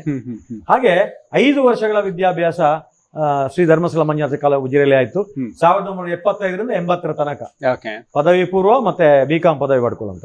ಅದಾದ ಕೂಡಲೇ ಏನಾಯ್ತು, ಮುಂದೆ ಏನ್ ಮಾಡಬೇಕು ಅಂತ, ನನಗೆ ಉನ್ನತ ವ್ಯಾಸಂಗ ಮಾಡಬೇಕು. ನನ್ನ ಜೊತೆ ಒಬ್ರು ರಿಷಿಕೇಶ್ ಅಂತ ಇದ್ದ, ಅವ ಹೇಳಿದ, ಮಂಗಳ ಗಂಗೋತ್ರಿ ಇದು ಯೂನಿವರ್ಸಿಟಿ ಆಫ್ ಮೈಸೂರು ತರ ನಮ್ಮ ಅಜ್ಜಿ ಮನೆ ಇದ್ದಾಗ ಅದು, ಯಾಕಂದ್ರೆ ಇದು ಸ್ನಾತಕೋತ್ತರ ಕೇಂದ್ರ ಆಗಿತ್ತಲ್ಲ, ಅಲ್ಲಿ ಇದೆ. ಈಗ ಇನ್ನು ನಮ್ದೇ ಮಂಗಳೂರು ವಿಶ್ವವಿದ್ಯಾಲಯ ಆಗ್ತಾ ಉಂಟು, ನಾವೆಲ್ಲ ಅಲ್ಲಿ ಅರ್ಜಿ ಹಾಕ್ತಾ ಇದ್ದೇವೆ, ನೀನು ಅಲ್ಲಿ ಅರ್ಜಿ ಹಾಕು. ಆದ್ರೆ ಫೀಸ್ ಎಷ್ಟಾಗ್ತದೆ?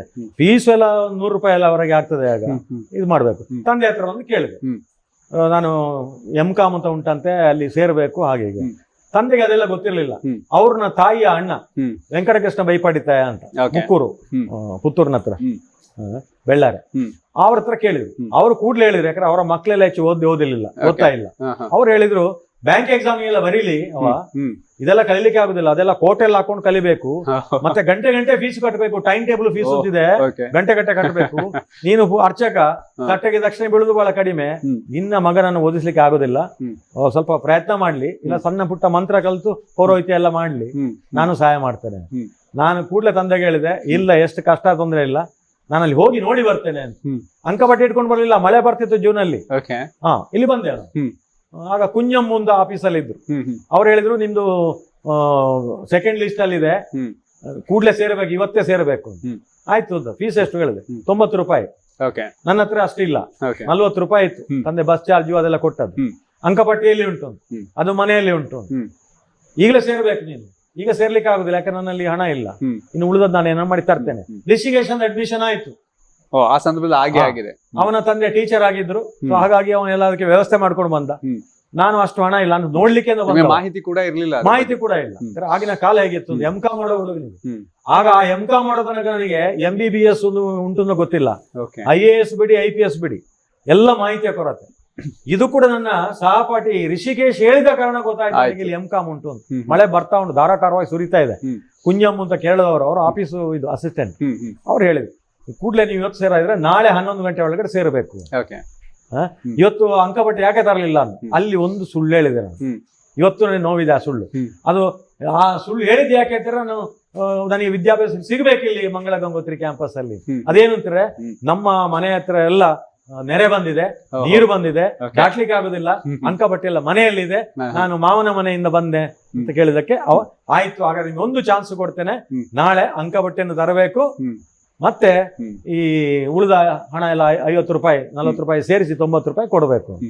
ಮತ್ತೆ ಪುನಃ ಮನೆಗೆ ಹೋಗಿ ತಂದೆಯಲ್ಲಿ ಮಾಡಿ ಒತ್ತಾಯ ಮಾಡಿ ಒಂದು ರೀತಿಯ ಸಣ್ಣ ಹೋರಾಟ ಮಾಡಿ, ಆಮೇಲೆ ತಾಯಿ ಎಲ್ಲ ಹೇಳಿ ನಮ್ಮ ಮನೆತನದಲ್ಲಿ ಯಾರು ಇಲ್ಲ, ಅವ ಅಷ್ಟು ಇದು ಮಾಡ್ತಾನೆ, ಹೋಗಿ ಬಂದಿದ್ದಾನೆ, ಅಲ್ಲಿ ಅನುಮತಿ ಪಡ್ಕೊಂಡು ಬಂದಿದ್ದಾನೆ ಅಂತ ಮಾಡಿ ಅಲ್ಲಿ ಇಲ್ಲಿ ಇಟ್ಟ ಹಣವೆಲ್ಲ ಕೊಟ್ಟು ಆ ಒಂದು ಫೀಸು 90 ರೂಪಾಯಿ ಕಟ್ಟಿ ಅಂಕಪಟ್ಟಿ ಕೊಟ್ಟು ಇಲ್ಲಿ M.Com ಗೆ ಸೇರಿದ್ದಾನೆ 80. ಕೆಲವೊಮ್ಮೆ ಒಳ್ಳೆ ವಿಷಯಕ್ಕೋಸ್ಕರ ಸುಳ್ಳು ಹೇಳೋದು ಕೂಡ ಒಳ್ಳೇದು ಆ ಅನ್ಸುತ್ತೆ. ರೀತಿ ಆಯ್ತು, ಅದು ಅನಿವಾರ್ಯ ಆಯ್ತು. ಯಾಕಂದ್ರೆ ಅಲ್ಲಿ ನನಗೆ ಯಾರು ಹೇಳಿಕೊಟ್ಟಿಲ್ಲ, ಈಗ ಹೇಳ್ಬೇಕಾಗ್ತದೆ. ನಂದೇ ಆ ಸ್ವಂತ ಬುದ್ಧಿ ಯೋಚನೆ ಮಾಡಿ, ಇಲ್ಲ ನನಗೆ ಸಿಗುದಿಲ್ಲ, ಕುಂಜಮ್ಮ ಹೇಳ್ತಾರೆ ಲಾಸ್ಟ್ ಡೇಟ್ ಆಗಿದೆ ನಿನಗೆ ಇಲ್ಲ, ಒಂದ ಸೇರಬೇಕು ಇವತ್ತು ನಾ 5 ನೀವು ಸೇರಿಲ್ಲ ಅಂತ ಆದ್ರೆ ವೇಟಿಂಗ್ ಲಿಸ್ಟ್ ಅಂತ ಹೇಳುವಂತದ್ದು ಕಾಯ್ದಿರಿಸಿದ ಪಟ್ಟಿಯಿಂದ ಉಳಿದವರಿಗೆ ಕೊಡ್ತೇವೆ ನಾವು, ಏನು ಮಾಡ್ಲಿಕ್ಕೆ ಆಗಲ್ಲ. ಹಾಗಾದ್ರೆ ದುಃಖ ಕೂಡ ಬಂತು, ಕಣ್ಣಲ್ಲಿ ನೀರು ಬಂತು, ಸಣ್ಣ ರೀತಿಯಲ್ಲಿ ಹತ್ತು ಬಿಟ್ಟೆ ನಾನು. ಅದು ಅವನಿಗೆ ಸ್ವಲ್ಪ ಅವನಿಗೆ ಇದಾಯ್ತು, ಪಾಪ ಹುಡುಗ ಏನು ಅಳ್ತಾ ಇದ್ದಾನೆ, ಯಾಕೆ ತರಲಿಲ್ಲ ಅಂತ ಹೇಳುವ ಈ ಸುಳ್ಳು ಹೇಳಿ ಮೇಲೆ ಬಿಟ್ಟೆ. ಬಹುಶಃ ಎಷ್ಟು ಕಷ್ಟ ಇತ್ತು ಆ ದಿನಗಳು. ಇವತ್ತು ನಾವು ಓದ್ಬೇಕು ಅನ್ನೋ ಮನ್ಸಿದ್ರೆ ಸಹಾಯ ಮಾಡೋರು ತುಂಬಾ ಜನ ಬರ್ತಾರೆ, ಅಥವಾ ಬ್ಯಾಂಕ್ ಲೋನ್ ಕೂಡ ಸಿಗುತ್ತೆ. ಆದ್ರೆ ಏನೂ ಇಲ್ಲದ ಸಂದರ್ಭದಲ್ಲಿ ಹಠದಿಂದ ಕಲೀಲೇಬೇಕು ಅನ್ನುವಂಥದ್ದು, ಬಹುಶಃ ಆ ಹಠ ನಮ್ಮ ಹಾರ್ಟ್ ಅಲ್ಲಿ ಇದ್ರೆ ನಾವ್ ಎಲ್ಲಿ ಬೇಕಾದ್ರೂ ತಲುಪಬಹುದು ಅನ್ನೋದು ನಿಮ್ಮಂತವರ ಒಂದು ಜೀವನದ ಕತೆ. ಇಲ್ಲಿ ಕೂಡ ಹಾಸ್ಟೆಲ್ ಸೇರ್ಲಿಕ್ಕೆ ಹಣ ಇಲ್ಲ ನನಗೆ, ಫೀಸ್ ಕೊಟ್ಟ 90 ರೂಪಾಯಿ ಕಷ್ಟ. ಆಗ ಏನ್ ಮಾಡ್ತದೆ, ಮನೆಯಿಂದ ಅಕ್ಕಿ ತುಪ್ಪ ಉಪ್ಪಿನಕಾಯಿ ತಂದು ಗಣೇಶ್ ಮಹಲ್ ಅಂತ ಇತ್ತು. ಯಾಕೆ ನಾನು ಟ್ರೈನಿಂಗ್ 5 ವರ್ಷ ಆಗಿದೆಲ್ಲ ಸ್ವಂತ ಅಡಿಗೆಗೆ ಮಂಗಳೂರಲ್ಲಿ, ಇಲ್ಲೇ ಮಂಗಳೂರು ಕ್ಯಾಂಪಸ್ ಅಲ್ಲಿ. ಓಕೆ. ಸೊ ಇಲ್ಲೇ ಸೆಲ್ಫ್ ಕುಕಿಂಗ್ ಮಾಡಿದ ಆರಾಮದಲ್ಲಿ. ಇಬ್ರು ಇದ್ದೇವು, ಅವರು ಜಯರಾಮ್ ಭಟ್ರು ಅಂತ ಇದ್ರು, ಎಕನಾಮಿಕ್ಸ್ ಅಲ್ಲಿ ಓದೋರು, ಮತ್ತೆ ನಾನು ಕಾಮರ್ಸ್ ಅಲ್ಲಿ, ಇಬ್ರು ಸೇರಿಕೊಂಡು ಅಡಿಗೆ ಮಾಡಿದ್ದೇನೆ. ಆದ್ರೆ ಕೆಲವೊಮ್ಮೆ ಇಲ್ಲಿ ಉಳಿದವರೆಲ್ಲ ಇಲ್ಲಿ ಊಟ ಮಾಡೋದು ನೋಡೋ ಆಸೆ ಆಗಿ ಆಗ ಗೆಸ್ಟ್ ಕೂಪನ್ ಸಿಗ್ತಿತ್ತು. ಆಗ ಸ್ವಲ್ಪ ಶ್ರೀಮಂತ ಸಹಪಾಠಿಗಳ ಜೊತೆಗೆ ಮಧ್ಯಾಹ್ನ ನನ್ನನ್ನೊಂದು ಕರ್ಕೊಂಡು ಹೋಗಿ ಮಾರಾಯ ಮೆಸ್ಸಿಗೆ ಅಂತ ಹೇಳಿ ಹಾಸ್ಟೆಲ್ ನ ಮೆಸ್ಸಿಗೆ ಹೋಗಿ ಊಟ ಮಾಡಿದ ಅನೇಕ ಬಾರಿ ಉಂಟು. ಆಗ ಆ ರೀತಿ ಮತ್ತೆ ಅವರ ಜೊತೆ ಹಾಸ್ಟೆಲ್ ಹೋಗಿ ಹಾಸ್ಟೆಲ್ ಲೈಫ್ ಏನು ಅಂತ ಇಣುಕಿ ನೋಡಿದ್ದು ಉಂಟು. ಕೆಲವು ರಾತ್ರಿ ಮೆಲ್ಲ ಅವರ ವಾರ್ಡನಿಗೆ ಗೊತ್ತಿಲ್ಲ ಅವ್ರ ಜೊತೆ ಅಲ್ಲಿ ಮಲಗಿ ಆ ಸುಖ ಏನು, ಅದ್ರದ್ದೇನು ಅನುಭವ ಅಂತ ಹೇಳಿ. ಬಹುಶಃ ಇಷ್ಟೆಲ್ಲ ಹೋರಾಟಗಳನ್ನ ಮಾಡಿ ಎಲ್ಲೋ ಒಂದ್ ಕಡೆ ಮನೆಯವರು ಕೂಡ M.Com ಮಾಡೋದು ಇದೆಲ್ಲ ಗೊತ್ತಿರ್ಲಿಲ್ಲ, ಅಥವಾ ಅದ್ ಬೇಕು ಅನ್ನೋದು ಅವ್ರಿಗೆ ಇರ್ಲಿಲ್ಲ. ಆದ್ರೆ ಈ ಎಲ್ಲ ಹೋರಾಟಗಳಿಗೆ ಒಂದು ಬಹುದೊಡ್ಡ ರಿವಾರ್ಡ್ ನಿಮ್ಮ ಮನೆಯವರಿಗೆ ಸಿಕ್ಕಿದ್ದು ಅಂತ ಹೇಳಿದ್ರೆ ಆ ರಿಸಲ್ಟ್ ಬಂದಾಗ M.Com ಅಲ್ಲಿ ರ್ಯಾಂಕ್ ಪಡಿತೀರಿ, ಗೋಲ್ಡ್ ಮೆಡಲ್ ಅನ್ನ ಪಡಿತೀರಿ, ಆಗ ನಿಮ್ಮ ಪೇರೆಂಟ್ಸ್ ರಿಯಾಕ್ಷನ್ ಹೇಗಿತ್ತು? ಖಂಡಿತ ತಂದೆಯವರು ಬಹಳ ಖುಷಿಯಲ್ಲಿ ಮನೆಗೆ ಬರುವಾಗ ಸ್ವೀಟ್ ಎಲ್ಲ ಮಾಡ್ಲಿಕ್ಕೆ ಹೇಳಿ ಯಾರ ಹತ್ರ ಭಟ್ರ ಹತ್ರ ಮಾಡಿಸಿ ತಂದಿಟ್ರು. ಇದ್ದವರಿಗೆಲ್ಲ ಹೇಳ್ತಿದ್ರು, ನನ್ನ ಮಗ M.Com ಮುಗಿಸ್ತಾನೆ, ರ್ಯಾಂಕ್ ಬಂದಿದೆ, ಪೇಪರ್ಲಿ ಪಟ ಬಂದಿದೆ ನೋಡಿ. ಅದು ದೊಡ್ಡ ವಿಷಯ. ಆಗ ಪೇಪರ್ಲಿ ಪಟ, ಅದು ಉದಯವಾಣಿಯಲ್ಲಿ ಬಂತು ನೋಡಿ, ಪಟ ಬಂದಿದೆ. ನಮ್ಮಲ್ಲಿ ಇನ್ನು ಯಾರು ಕಲಿಯುವುದಿಲ್ಲ, ಅವ ಕಲ್ತಾಗೆ. ನಮ್ಮ ಹೆಂಡತಿ ಸೈಡ್ ಅವರು ಯಾರು ಇಲ್ಲ ಹೇಳೋದು. ನಾನು ಹೆಮ್ಮೆ ಇದ್ರಲ್ಲಿ ಹೇಳಿದ್ರು.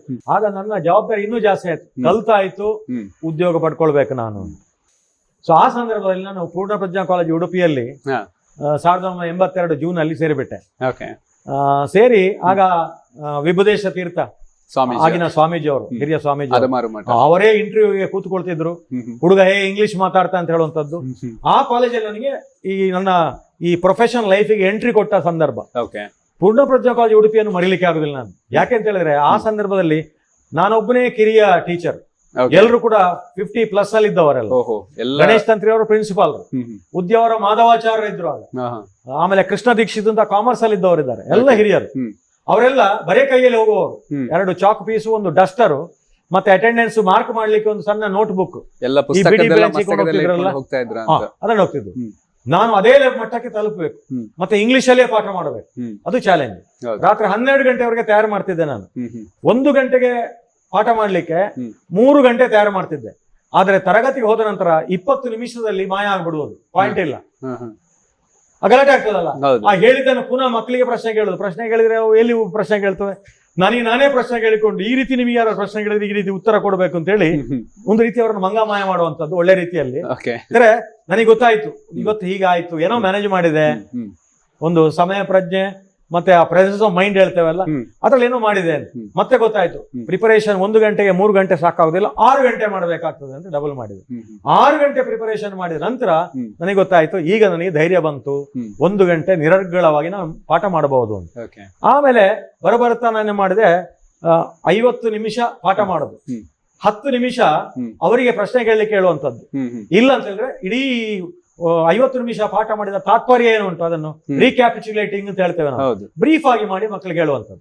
ಮರುದಿವಸ ನಾವು ಪಾಠ ಪ್ರಾರಂಭ ಮಾಡೋದು ನಿನ್ನೆ ಏನು ಮಾಡಿದ್ದೆ ಅಂತ ಹೇಳುವಂಥದ್ದು ಅವರಿಗೆ ಶುರು ಮಾಡಿ ಮತ್ತೆ ಶುರು ಮಾಡಿ ಲಿಂಕ್ ಕೊಟ್ಟು Okay. ಇವತ್ತು ಇಂಥದ್ದೆಲ್ಲ ಮಾಡ್ತೇನೆ ಅಂತ ಹೇಳಿ ಅವರಿಗೆ ಒಂದು ಸಿನಾಪ್ಸಿಸ್ ಕೊಟ್ಟು ಮತ್ತೆ ಪಾಠ ಮಾಡುವ. Okay. ಆಗ ಪವರ್ ಪಾಯಿಂಟ್ ಇಲ್ಲ, ವೈಟ್ ಬೋರ್ಡ್ ಇಲ್ಲ, ಎಲ್ಲ ಬ್ಲಾಕ್ ಬೋರ್ಡ್. ಮತ್ತೆ ಹಿಂದೆ ತಿರುಗಿದ್ರೆ ಕಷ್ಟ, ಮಕ್ಕಳು ಗಲಾಟೆ ಮಾಡ್ತವೆ ಅಂತ ಹೌದು. 70-80 ವಿದ್ಯಾರ್ಥಿಗಳು ಇರೋದು. ಹೌದು ಅದು ಕೂಡ ಕಾಮರ್ಸ್ ವಿದ್ಯಾರ್ಥಿಗಳು ಮಹಾ ಪೋಖ್ರಿಗಳು ಅಂತ ಲೆಕ್ಕ ಅಲ್ಲಿ. ಹೌದು, ಡಿಗ್ರಿವರೆಗೆ ಬರ್ತಾರೆ ಅಂದ್ರೆ ಹಾ. ಸ್ವಲ್ಪ ಅನುಕೂಲ. ಆ ನಂತರ ನಾನು ಪಾಠ ಮಾಡ್ತಾ ಇರುವಾಗ BA ಮಕ್ಕಳು ಎಲ್ಲ ನನ್ನ ಇಂಗ್ಲಿಷ್ ಕೇಳಲಿಕ್ಕೆ ಕಾರ್ಡರ್ ಅಲ್ಲಿ ನಿಲ್ತಿದ್ರು. ಓಕೆ. ನನಗೆ ಅದು ಇರಿಟೇಟ್ ಆಗ್ತಿತ್ತು. ನನಗೆ ತಮಾಷೆ ಮಾಡ್ತಾ ಇದ್ದಾರೆ ಅವರು, ಹೌದು.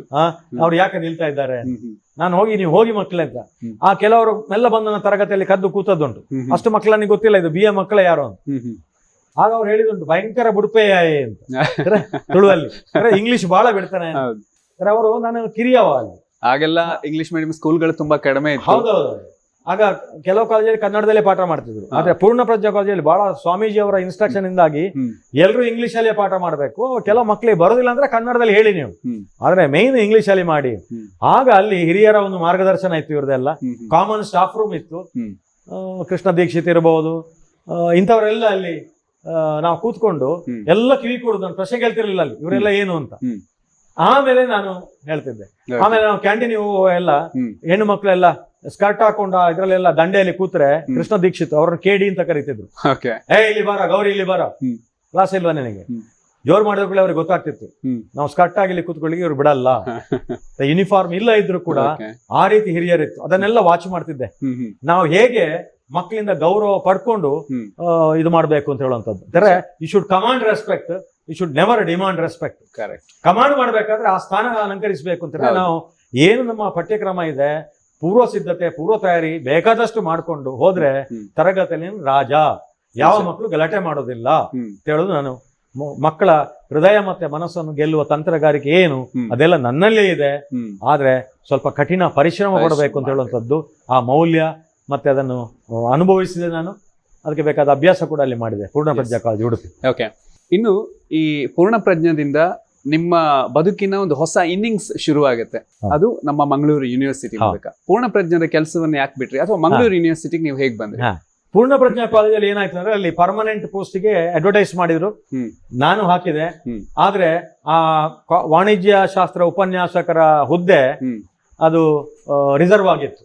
ಅದು ಶೆಡ್ಯೂಲ್ಡ್ ಕ್ಯಾಸ್ಟ್ಗೆ, ಪರಿಶಿಷ್ಟ ಜಾತಿಯವರಿಗೆ ರಿಸರ್ವ್ ಆಗಿತ್ತು. ಇದು ಗಣೇಶ್ ತಂತ್ರಿ ಅವರನ್ನು ಕರೆದು ಚಹಾ ಕಾಫಿ ಕೊಟ್ಟು ಹೇಳಿದ್ರು, ನಿಮ್ದು ಇಲ್ಲಿ ಮುಗಿಯಿತು, ಏನು ಬೇಸರ ಮಾಡ್ಕೊಳ್ಬೇಡಿ, ಬೇರೆ ಎಲ್ಲಿಯಾದ್ರೂ ನೀವು ಮಾಡಬಹುದು. ನೀವು ಅಷ್ಟು ಬೇಗ ನಮ್ಮ ಹಿರಿಯರ ಜೊತೆಗೆ ನೀವು ಸ್ಪರ್ಧೆ ಮಾಡಿದಾಗ ಮಾಡಿ ಹೊಂದಿಕೊಂಡು ಎಲ್ಲರ ಮೆಚ್ಚುಗೆಗೆ ಪಾತ್ರರಾಗಿದ್ದೀರಿ. ಆದ ಕಾರಣ ನಿಮ್ಮಲ್ಲಿ ಆ ಒಂದು ಟ್ಯಾಲೆಂಟ್ ಇದೆ, ಆ ಪ್ರತಿಭೆ ಇದೆ, ನಿಮಗೆ ಸೋಲ್ ಆಗುದಿಲ್ಲ ಅಂತ ಹೇಳುವಾಗ ನನ್ನ ಕಣ್ಣಲ್ಲಿ ನೀರು ಬಂತು. ಇಂತಹ ಕಾಲೇಜಲ್ಲಿ ಇಂತಹ ಪ್ರಾಂಶುಪಾಲರು, ಇಂತಹ ಹಿರಿಯರು ಮಾರ್ಗದರ್ಶನ ನೀಡುವವರು, ಅವ್ರನ್ನ ಬಿಟ್ಟು ನಾನು ಹೋಗ್ಬೇಕಲ್ಲ, ಮುಂದೆ ದಾರಿ ಎಲ್ಲಿ ಅಂತ ಹೇಳುವಂಥದ್ದು. ಆದ್ರೆ ಇಂಟರ್ವ್ಯೂಲಿ ಅವರು ಪ್ರೊಫೆಸರ್ ಪ್ರಭಾಕರ್ ಅಂತ ಗುಲ್ಬರ್ಗಾ ಯೂನಿವರ್ಸಿಟಿ ಅವರು ಪ್ರೊಫೆಸರ್ ಇಂಟರ್ವ್ಯೂಗೆ ಬಂದಿದ್ರು. ಅವರನ್ನ ಇಂಟರ್ವ್ಯೂ ನೋಡಿಕೊಂಡು ನೀನು ಗುಲ್ಬರ್ಗಾ ವಿಶ್ವವಿದ್ಯಾಲಯಕ್ಕೆ ಬಾ ಅಂತ ನನಗೆ ಆಫರ್ ಕೊಟ್ಟರು. ಅದೊಂದು ಧೈರ್ಯ ಆಯ್ತು. ಆಗ ನನಗೆ ಗಣೇಶ್ ತಂತ್ರಿ ಅವರು ಹೇಳಿದ ಮಾತು ಇವತ್ತು ನೆನಪಿದೆ. ಕಾಕಿ, ಕಾವಿ, ಖಾದಿ ಮೂರನ್ನು ನಂಬಬೇಡಿ ನೀವು ಜೀವನದಲ್ಲಿ. ಅವ್ರ ಆಶ್ವಾಸನೆ ಮಾತ್ರ ಕೊಡ್ತಾರೆ, ನಿಮ್ಮನ್ನು ನೀವು ನಂಬಲಿಕ್ಕೆ ಪ್ರಾರಂಭ ಮಾಡಿ. ನೋಡಿ, ಕೆಲವೆಲ್ಲ ನಾವು ಸಾಯೋ ತನಕ ಮರೆಯೋದಿಲ್ಲ ಅಂತ ಉಕ್ತಿಗಳು ಅಷ್ಟು ನಮ್ಗೆ ಪರಿಣಾಮ ಬೀರ್ತದೆ ನಮ್ಮ ಮೇಲೆ. ಆ ಧೈರ್ಯ ಇಟ್ಕೊಂಡು ನಾನು ಬಂದೆ. ಬರುವಾಗ ಇಲ್ಲಿ ನನ್ನ ಜೂನಿಯರ್ಸ್ ಸೀನಿಯರ್ಸ್ ಆಗಿದ್ರು. ಇಲ್ಲಿ ಸ್ಟ್ರೈಕ್ ನಡೀತಾ ಇತ್ತು, ಯಾಕಂದ್ರೆ ಮೇಸ್ಟ್ರುಗಳು ಇಲ್ಲ ಅಂತ ಹೇಳಿ. ಆಗ ಮಂಗಳೂರು ವಿಶ್ವವಿದ್ಯಾಲಯ ಪ್ರಾರಂಭವಾದ ಸಂದರ್ಭ. ಹಿಂದೆ ಅಪಾಯಿಂಟ್ ಆದವರೆಲ್ಲ ಯೂನಿವರ್ಸಿಟಿ ಆಫ್ ಮೈಸೂರಿಗೆ ಹೋಗಿದ್ರು. ಪ್ರೊಫೆಸರ್ BR ಅನಂತನ್ ಇರ್ಬೋದು, ಪ್ರೊಫೆಸರ್ ಚಂದ್ರ ಪ್ರಕಾಶ್ ಅಂತವರೆಲ್ಲ ಬಹಳ ಒಳ್ಳೆ ಟೀಚರ್ಸ್ ಎಲ್ಲ ಬಿಟ್ಟು ಹೋಗಿದ್ರು ಇಲ್ಲಿ. ಯಾಕಂದ್ರೆ ಆಪ್ಷನ್ ಇತ್ತು, ಅವರಿಗೆ ಒಂದು ಕೊಟ್ಟಿದ್ರು ಅವಕಾಶ, ನೀವು ಹೋಗ್ಬೋದು. ಆಗ ಇಲ್ಲಿ ಖಾಲಿ ಇತ್ತು. ಆಗ ನಾನು ಬಂದ ಕೂಡಲೇ ಪ್ರೊಫೆಸರ್ BT ನಾಗರಾಜ್ ಅಂತೇಳಿ ವಿಭಾಗದ ಮುಖ್ಯಸ್ಥ ಅವ್ರಿಗೆ ಹೇಳಿದೆ, ನನಗೆ ಒಂದು ಶಿಫಾರಸು ಪತ್ರ ಬೇಕು, ಟೆಸ್ಟಿಮೋನಿಯಲ್ ನಿಮ್ಮಿಂದ. ಯಾಕ್ರಿ ಅಂತ ಹೇಳಿದ್ರು. ನಾನು ಹೀಗೆ ನನ್ನ ಕೆಲಸ ಕಳ್ಕೊಂಡೆ, ನಾನು ಇನ್ನೇನ್ ಮಾಡ್ತೀರಿ ಅಂತ ಹೇಳಿದ್ರು. ನಾನು ಗುಲ್ಬರ್ಗಾ ವಿಶ್ವವಿದ್ಯಾಲಯದಲ್ಲಿ ನನಗೆ ಆಫರ್ ಕೊಟ್ಟಿದ್ದಾರೆ, ಒಂದು ಪತ್ರ ನಿಮ್ದು ಇದ್ರೆ ನನಗೆ ಜಾಬ್ ಆಗಿದೆ, ಸೋಮವಾರ ಹೋಗಿ ಸೇರ್ತೇನೆ. ಏನ್ರಿ ಗುಲ್ಬರ್ಗ ಏನಿದೆ ಗೊತ್ತಿದೆ, ಎಲ್ಲಿದೆ ಅಂತ ಹೇಳುವಂಥದ್ದು, ಅಲ್ಲಿಯ ಜೀವನ ಕ್ರಮ ಏನು, ನಿಮ್ಮಿಂದ ಆಗತ್ತಾ? ನೀವು ಬೆಂಗಳೂರೇ ನೋಡ್ಲಿಲ್ಲ ಅಂತ ಮನುಷ್ಯ ಗುಲ್ಬರ್ಗಕ್ಕೆ ಹೋಗಿ ಅಲ್ಲಿ ನೀವು ಸರ್ವೈವ್ ಆಗ್ತೀರಾ? ಹಿಟ್ಟು ಹಳಸಿತ್ತು, ನಾಯಿ ಹಸಿದಿತ್ತು. ಇಲ್ಲಿಗೆ ನೀವು ಅಂಶಕಾಲಿಕ ನೆಲೆಯಲ್ಲಿ ಸೇರಿ, ತಾತ್ಕಾಲಿಕ ಅಂಶಕಾಲಿಕ ಈಗಲೇ ಸೇರಿ ಬಿಡಿ ನೀವು. ಆಗ ನಾನು ಹೇಳಿದೆ, ನನಗೆ ಪೂರ್ಣಕಾಲಿಕ ಬೇಕು, ಫುಲ್ ಟೈಮ್ ಬೇಕು ಅಂತ ಹಠ ಹಿಡಿದೆ. ಏನ್ರಿ ನೀವು ನಮ್ಮ ಹತ್ರ ಇದು ಮಾಡ್ತಾ ಇದ್ರಿ, ನಿಮಗೆ ಸಿಕ್ಕಿದೆ ಈಗ ಚಾನ್ಸು? ಇಲ್ಲ ಫುಲ್ ಟೈಮ್ ಕೊಡ್ಬೇಕು. ಸ್ವಲ್ಪ ಹೊತ್ತು ಕಾಯಿಸಿದ್ರು ಹೊರಗಡೆ ಕಾರಿಡಾರ್ ಅಲ್ಲಿ. ಓಕೆ. ಆಮೇಲೆ ಆಗ ದಾಮೋದರ ಕೃಷ್ಣ ಪೊದುವಾಳ ಅಂತ ಇದ್ರು, ಅವ್ರು ಈಗ ಇಲ್ಲ, ಅವರು ಆಗ ಲೆಕ್ಚರರ್ ಆಗಿದ್ರು, ಪರ್ಮನೆಂಟ್ ಆಗಿದ್ದವರು, ಮೈಸೂರಿನಿಂದ ಬಂದವರು. ಸೊ ಅವ್ರ ಹತ್ರ ಕೇಳಿ ಆಮೇಲೆ ಅವರು ಹೇಳಿದ್ರು ಇದು ಟೆಂಪರರಿ ಪಾರ್ಟ್ ಟೈಮ್ ಕೊಡಿ ನೋಡುವ, ಯಾಕಂದ್ರೆ ಹುಡುಗ ನಮ್ದೇ, PG ಮಕ್ಕಳಿಗೆ ಪಾಠ ಮಾಡಬೇಕು ಹೀಗೆ. ಅದಲ್ಲದೆ ಅವನ ಜೂನಿಯರ್ಸ್ ಸೀನಿಯರ್ಸ್ ಇದ್ದಾರೆ, ಅವರಿಗೆ ಪಾಠ ಮಾಡಬೇಕು. ಸ್ಟೂಡೆಂಟ್ ಟರ್ನ್ ಟೀಚರ್ ಆಗಿದ್ದಾನೆ ಇಮಿಡಿಯೇಟ್, ಏನು ಟ್ರೈನಿಂಗ್ ಇಲ್ಲ ಅವನಿಗೆ ಅಂತೇಳಿ. ನಾನು ಪುನಃ ಹಠ ಕೊಟ್ಟೆ, ನೀವು ಕೊಡುದಾದ್ರೆ ಫುಲ್ ಟೈಮ್ ಕೊಡಿ, ಇಲ್ಲಾಂದ್ರೆ ಗುಲ್ಬರ್ಗ ಹೋಗ್ತೇನೆ ಅಂದ್ರೆ ಆ ಪಟ್ಟು ಹಿಡಿದು, ಹೌದು, ಆ ಫೋಕಸ್, ಧೈರ್ಯ ಬೇಕು, ಹಠ ಬೇಕು. ನನಗೆ ಈಗ ಒಂದು ಅವಕಾಶ ಇದೆ, ಅವಕಾಶ ಹಿಂದೆ ಓಡ್ತೇನೆ ನಾನು, ಅದನ್ನು ಗಿಟ್ಟಿಸಿಕೊಳ್ತೇನೆ, ಅಲ್ಲಿ ಎಲ್ಲಿದ್ರು ನಾನು ಹೋಗ್ತೇನೆ ಅಂತ. ಅಂದ್ರೆ ಆ ಒಂದು ಧೈರ್ಯ ಬಂದಿತ್ತು, ಯಾಕಂದ್ರೆ ಎಳೆಯ ವಯಸ್ಸಿಂದ ನನಗೆ ಅಂತೆಲ್ಲ ಒಂದು ವಾತಾವರಣ ಕಲ್ಪಿಸೋ ಕಾರಣ ಇದು ಬಂತು. ಬೆಳೆದು ಆಮೇಲೆ ನನ್ನ ಒಂದು ಇದಕ್ಕೆ ಅವರು ಮನಸೋತು, ಆಯ್ತು ಬರೆದು ಕೊಡ್ರಿ ಒಂದು ಲೆಟರ್ ಹೀಗೆ ಅಂತ ಡಿಕ್ಟೇಟ್ ಮಾಡಿದ್ರು. ಆಗ ಹೊಸ ಯೂನಿವರ್ಸಿಟಿ ಆದದ್ದು, ವಿಭಾಗದ ಮುಖ್ಯಸ್ಥರಿಗೆ ಪೂರ್ಣ ಪ್ರಮಾಣದ ಅಧಿಕಾರ ಇತ್ತು. ಕೂಡಲೇ ನನಗೆ ತಾತ್ಕಾಲಿಕ ಪೂರ್ಣ ಪ್ರಮಾಣದಲ್ಲಿ ಕೊಟ್ರು. ಆದ್ರೆ ಒಂದು ಕರೆದು ಹೇಳಿದ್ರು, ನಾನು ನೋಡಿದೆ ನೀನು ಆ ಕಡೆ ಹೋಗುವಾಗ ಅವರೆಲ್ಲ ಮಾತಾಡ್ತಾರೆ, ಗ್ಯಾಪ್ ಮೇಂಟೈನ್ ಮಾಡಬೇಕು, ಇಲ್ಲಾಂದ್ರೆ ಅವರಿಗೆ ಸಲುಗೆಯಲ್ಲಿ ನಿನಗೆ ಪಾಠ ಮಾಡಲಿ ಬಿಡ್ಲಿಕ್ಕಿಲ್ಲ. ತರಗತಿಯಲ್ಲಿ ನಾನು ಪಾಠ ಆಯ್ತು ಮಾಡ್ಲಿಕ್ಕೆ ಎಲ್ಲ, ಫೈನಾನ್ಷಿಯಲ್ ಮ್ಯಾನೇಜ್ಮೆಂಟ್ ಅಂತ ಪಾಠ ಮಾಡ್ತಿದ್ದೆ, ಯಾಕಂದ್ರೆ ಇಲ್ಲಿ ಇಂಗ್ಲಿಷ್ ಅಲ್ಲಿ ನಾನೆಲ್ಲ ಟ್ರೈನಿಂಗ್ ಆಗಿತ್ತು. ಸೊ ಇಲ್ಲಿ ಪಾಠ ಮಾಡಿದೆ, ಪ್ರಶ್ನೆಗೆ ಉತ್ತರ ಕೊಡುವಂತ ಆಯ್ತು. ಕೆಲವರು ಸ್ವಲ್ಪ ಅಲ್ಲಾಡಿಸಿ ನೋಡಿದ್ರು, ಈಗ ನಮ್ಮ ಸೀನಿಯರ್ ಆಗಿದ್ದವ ಈಗ ಲೆಕ್ಚರ್ ಆಗಿದ್ದಾನೆ, ನೋಡೋ ಸ್ವಲ್ಪ ಅಲ್ಲಾಡಿಸುವ. ಅದೆಲ್ಲ ಕಾಲೇಜಲ್ಲಿ ಪಾಠ ಮಾಡಿ ಬಂದ ಕಾರಣ ಮಾಡಿದವನಿಗೆ PG ಪಾಠ ಮಾಡೋದು ದೊಡ್ಡ ಸಂಗತಿ ಅಲ್ಲ, ದಾಯ ಹಕ್ಕ ಕೇಳ ಹೇಳ್ತೇವೆ ನಾವು, ಅದು ಅಷ್ಟು ಸುಲಭವಾದದ್ದು. ಬಟ್ ಓವರ್ ಕಾನ್ಫಿಡೆನ್ಸ್ ಇರ್ಲಿಲ್ಲ. ಹೀಗಾಯ್ತು. ಆಮೇಲೆ ಇವ್ರು ಏನು ಮಾಡ್ತಿದ್ರು, ಬಾಗಿಲು ಹಾಕಿ ಪಾಠ ಮಾಡ್ತಿದ್ರು. ಬಾಗಿಲ ಹತ್ರ ಬಂದು ಈ BT ನಾಗರಾಜ್ ಕಿವಿ ಕೊಡುವವರು, ಹೇಗೆ ಪಾಠ ಮಾಡ್ತಾನೆ, ಸೆಂಟೆನ್ಸ್ ಸ್ಟ್ರಕ್ಚರ್ ಹೇಗುಂಟು, ವಿಷಯಾಂತರ ಮಾಡ್ತಾನೋ, ಮಕ್ಕಳಿಗೆ ಅರ್ಥ ಆಗೋ ರೀತಿಯಲ್ಲಿ ಹೇಳ್ತಾನೋ, ಅಲ್ಲಿ ಖುಷಿಯಾಗಿ ಅವರಿಗೆ ಹೋಗುವವರು. ಆ ರೀತಿಯಲ್ಲಿ ನನ್ನನ್ನು ಪರ್ಮನೆಂಟ್ ಮಾಡ್ಲಿಕ್ಕೆ ಟ್ರೈ ಮಾಡಿದ್ರು. ಸೊ 3 ವರ್ಷ ನಾನು ಟೆಂಪರರಿ ಆಗಿ ಕೆಲಸ ಮಾಡ್ಬೇಕಾಯ್ತು. ಆ ಪ್ರೊಫೆಸರ್ B ಶೇಖಾಲಿ ಅಂತ ಹೇಳೋರು ನನಗೆ ಹೇಳ್ತಾ ಇದ್ರು, ನೀವು ಒಳ್ಳೆ ಪಾಠ ಮಾಡ್ತೀರಿ ನನಗೆ ಗೊತ್ತಿದೆ, ಆದ್ರೆ ಸಾಲದು, ಈ ಪಬ್ಲಿಕೇಶನ್ಸ್ ಎಲ್ಲ ಬೇಕ್ರಿ, ನೀವು ರೆಕಾರ್ಡ್ ಬೇಕು ನಮಗೆ. ಸೊ ಅವ್ರು ನಮಗೆ ಪ್ರೇರಣೆ ಕೊಟ್ರು. ಬಹಳ ಒಳ್ಳೆಯ ಕುಲಪತಿ, ಹೃದಯ ಗೆಲ್ಲುವವರು ಅವರು ಹಿಸ್ಟ್ರಿ ಪ್ರೊಫೆಸರ್ ಆಗಿದ್ರು ಮೈಸೂರಲ್ಲಿ, ಯೂನಿವರ್ಸಿಟಿ ಆಫ್ ಮೈಸೂರಲ್ಲಿ. ಇಲ್ಲಿ ನಮ್ಮ ಪ್ರಥಮ ಕುಲಪತಿಗಳು. ಸೊ ಹಾಗಾಗಿ ಅವರ ಟೈಮಲ್ಲಿ ನಾನು ಟೆಂಪರರಿ ಆಗಿ ಸೇರಿಕೊಂಡಿದ್ರು ಕೂಡ, ಅವರ ಟೈಮಲ್ಲಿ ನನಗೆ 86ರಲ್ಲಿ ನನಗೆ ಪರ್ಮನೆಂಟ್ ಲೆಕ್ಚರ್ ಆಗಿ ನಾನು ಸೇರ್ಕೊಂಡೆ. ಆಗ ಅದಕ್ಕೆ ಬೇಕಾದ ಇದೆಲ್ಲ ಆಯ್ತು ನಮಗೆ. ಸೊ ಆ ನಂತರ ನಾನು ಇಲ್ಲಿ ರೀಡರ್ ಆದೆ. ನಾನು ಪ್ರೊಫೆಸರ್ S ಗೋಪಾಲ್ VC ಇರುವಾಗ ನನಗೆ ರೀಡರ್ ಮಾಡಿದ್ರು. ಆ ನಂತರ ಕೆರಿಯರ್ ಅಡ್ವಾನ್ಸ್ಮೆಂಟ್ ಸ್ಕೀಮ್ ಅಲ್ಲಿ ನಾನು ಪ್ರೊಫೆಸರ್ ಆದ 2003ರಲ್ಲಿ. ಅದಾದ ನಂತರ ಎಲ್ಲ ಹಂತವಾಗಿ ಅಂತ ಹೇಳಿದ್ರೆ ವಿಭಾಗದ ಅಧ್ಯಕ್ಷನಾಗ್ಲಿಕ್ಕೆ ಆಯ್ತು, ಪರೀಕ್ಷಾ ಮಂಡಳಿ ಅಧ್ಯಕ್ಷ ಆಯ್ತು, ಆಮೇಲೆ ವಾಣಿಜ್ಯ ನಿಕಾಯದ ಡೀನರ್ ಆಗಿ ಕೆಲಸ ಮಾಡುವಂತ ಅನುಕೂಲ ಸಿಕ್ಕಿತ್ತು. ಆಗ ಪ್ರೊಫೆಸರ್ ಕಾವೇರಿಪುರ VC ಆಗಿದ್ರು, ಅವ್ರು ನನ್ನ ಸ್ಟೂಡೆಂಟ್ ಟೈಮಿಂದ ನೋಡಿದವರು. ಯಾಕಂದ್ರೆ ಇಲ್ಲಿ ಫೈನಾನ್ಸ್ ಆಫೀಸರ್ ಆಗಬೇಕಾದ್ರೆ ಕರ್ನಾಟಕ ಸ್ಟೇಟ್ ಅಕೌಂಟ್ಸ್ ಡಿಪಾರ್ಟ್ಮೆಂಟ್ ಯಾರು ಬರಬೇಕು, ಅದು ಜಾಯಿಂಟ್ ಕಂಟ್ರೋಲ್ ಲೆವೆಲ್, ಹೆಚ್ಚಿನವರು ಯಾರು ಬರೋದಿಲ್ಲ. ಅದು ಬರುವ ತನಕ ಕುಲಪತಿಗಳು ಒಂದು ಅರೇಂಜ್ಮೆಂಟ್ ಮಾಡಬಹುದು. ಅವ್ರು ಹೆಚ್ಚಾಗಿ ವಾಣಿಜ್ಯ ವಿಭಾಗದವರಿಗೆ ಅಥವಾ ಅರ್ಥಶಾಸ್ತ್ರ ವಿಭಾಗದವರಿಗೆ ಕೊಡಬೇಕು. ಅದು ತಾತ್ಕಾಲಿಕ ನೆಲೆಯಲ್ಲಿ, ಮುಂದಿನ ಆದೇಶದವರೆಗೆ ಮಾತ್ರ. ಆಮೇಲೆ ಡೀನರಿಗೆ ಕೊಡುವಂಥದ್ದು, ವಾಣಿಜ್ಯ ವಿಭಾಗದ ನಿಕಾಯದ ಡೀನ್ ಅವರಿಗೆ ಕೊಡುವಂಥದ್ದು. ನಾಗ ಡೀನ್ ಆಗಿದ್ದೆ. 3 ತಿಂಗಳಿಗೆ ಬನ್ನಿ ಎಡ ಪಡಿತಾರೆ ಅಂತ ಹೇಳಿದ್ರು. ಕಾರಣಾಂತರಗಳಿಂದ ಅಲ್ಲಿ ಕೆಲಸ ಕಲ್ತು ಏನೋ ಖುಷಿ ಆಯ್ತು. ಮತ್ತೆ ಪ್ರೊಫೆಸರ್ ಕಾವೇರಪ್ಪನವ್ರ ಜೊತೆಗೆ ಕೆಲಸ ಮಾಡ್ಲಿಕ್ಕೂ ಬಹಳ ಒಂದು ಆತ್ಮೀಯತೆ ಇತ್ತು ನನಗೆ. ನನ್ನೊಂದು ಮಗನಾಗೆ ನೋಡ್ಕೊಂಡವರು ಎಲ್ಲ ಹೇಳಿಕೊಡ್ತಿದ್ರು ನನಗೆ. ಫೈಲ್ ಬರೆಯುವುದು ಹೇಗೆ, ಟಿಪ್ಪಣಿ ಬರೆಯುವುದು ಹೇಗೆ, ಧೈರ್ಯ ಕೊಡ್ತಿದ್ರು. ಒಂದು ರೀತಿಯ ಇವತ್ತು ನಾವು ಮೆಂಟರಿಂಗ್ ಅಂತ ಹೇಳ್ತೇವೆ, ಅದನ್ನು ಮಾಡ್ತಿದ್ರು ಅವರು. ಹಾಗಾಗಿ ಗೊತ್ತೋ ಗೊತ್ತಿಲ್ಲದೆಯೋ, ತಿಳಿದೋ ತಿಳಿಯದೆಯೋ ಆ ಒಂದು ಸಮಯ ಸಂದರ್ಭ ಸನ್ನಿವೇಶನ ಆಯ್ತು ಅಂದ್ರೆ 3 ವರ್ಷ 6 ತಿಂಗಳ ಕಾಲ ಹಣಕಾಸು ಅಧಿಕಾರಿ ಪ್ರಭಾರ. 3 ತಿಂಗಳಿಂದ 3.5 ವರ್ಷ. 3 ತಿಂಗಳು ಕೇಳಿದವರು ಅಷ್ಟಕ್ಕೆ, ಮತ್ತೆ ಹೋಗ್ಬೋದು ನೀವು, ಮತ್ತೆ ಬಿಡ್ಲಿಲ್ಲ. ಯಾಕಂದ್ರೆ ನನಗೂ ಕೆಲಸದ ಬಗ್ಗೆ ಆಸಕ್ತಿ ಹುಟ್ಟಿತ್ತು. ನನ್ನ ಕೆಲಸ ನೋಡಿ ಅವರಿಗೆ ಖುಷಿ ಆಯ್ತು, ನನಗೆ ಕಲಿಯುವಂತ ಅವಕಾಶ ಆಯ್ತು ನನಗೆ. ಅದು ಹೆಚ್ಚುವರಿ ಪಾಠ ಪ್ರವಚನಗಳ ಜೊತೆಗೆ ಇದನ್ನು ಮಾಡುವಂತ ಕೆಲಸ ಜಾಸ್ತಿ, ಸ್ಯಾಲರಿ ಅಷ್ಟೇ. ಯಾಕಂದ್ರೆ ಇಲ್ಲಿ ಕೊಡುವಂತ ಲೆಕ್ಚರಿಂಗ್ ಪೋಸ್ಟ್ ಎಷ್ಟು ಕೊಡುದು ಅದು ಮಾತ್ರ, ಇದಕ್ಕೆ ಹೆಚ್ಚುವರಿ ಏನಿಲ್ಲ. ಕಾರ್ ಒಂದು ಇತ್ತು ನನಗೆ, ಡ್ರಾಪ್ ತಗೊಳ್ತಿದ್ದೆ ನಾನು. ಸೊ ಅದೊಂದು ಬಿಟ್ರೆ ಕೆಲಸ ಕಲಿಯುವಂತ ಅವಕಾಶ. ನನಗೆ ಇರ್ತದೆ ಏನಂತಾರೆ, ಯಾವುದೇ ನೀವು ಹುದ್ದೆ ಎಷ್ಟು ಬೇಕಾದ್ರೆ ಕಷ್ಟ ಪಡ್ತೇನೆ, ಕಲಿಯುವ ಅವಕಾಶ ಬೇಕು.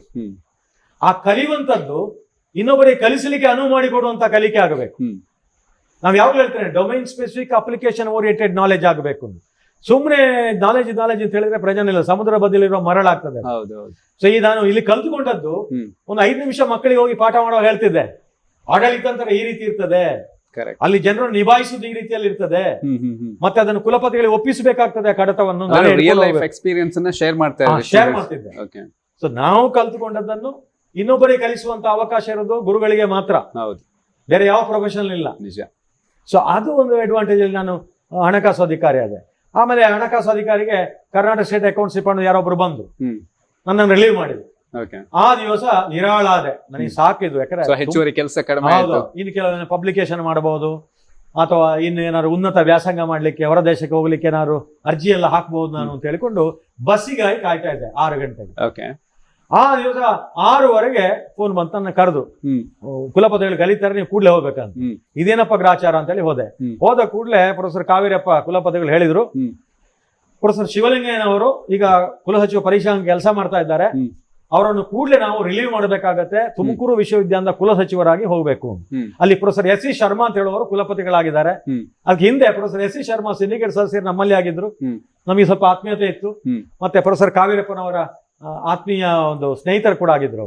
ಹಾಗಾಗಿ ಅದಕ್ಕೆ ಒಂದು ಗಂಟು ಬಿದ್ದು ನಾವು ಇವರನ್ನು ಕಳಿಸಲೇಬೇಕು, ರಾತ್ರಿ ಒಳಗಡೆ ನೀವು ಅವ್ನು ಬಿಡಬೇಕಾಗತ್ತೆ, ರಿಲೀವ್ ಮಾಡಬೇಕು. ನನಗೆ ಭಯ ಆಯ್ತು. ಪರೀಕ್ಷಾಂಗ ಕೆಲಸ ಅಂತ ಹೇಳಿದ್ರೆ ಬಹಳ ಚಾಲೆಂಜ್ ಇತ್ತು, ಸವಾಲಿನ ಕೆಲಸ. ನನ್ನಿಂದ ಆಗ್ಲಿಕ್ಕಿಲ್ಲ ಸರ್, ಬೇರೆ ಯಾರನ್ನ ಮಾಡಿ. ಇಲ್ಲ ರೀ, ನಾನು ಅವಕಾಶ ಕೊಡ್ತಾ ಇದ್ದೇನೆ, ಈಗ ನನಗೆ 3 ತಿಂಗಳು ಇರುವಂತದ್ದು, ಇನ್ನೊಂದು ಕುಲಪತಿಗಳು ಬರ್ತಾರೆ, ಆನಂತರ ನಿಮ್ಮನ್ನು ಬಿಡುಗಡೆ ಮಾಡ್ತಾರೆ ಅವರು. ನನಗೆ ಗೊತ್ತಿದೆ ಬಿಡಲ್ಲ ಅಂತ, ಬಿಡುಗಡೆ ಮಾಡ್ತಾರೆ.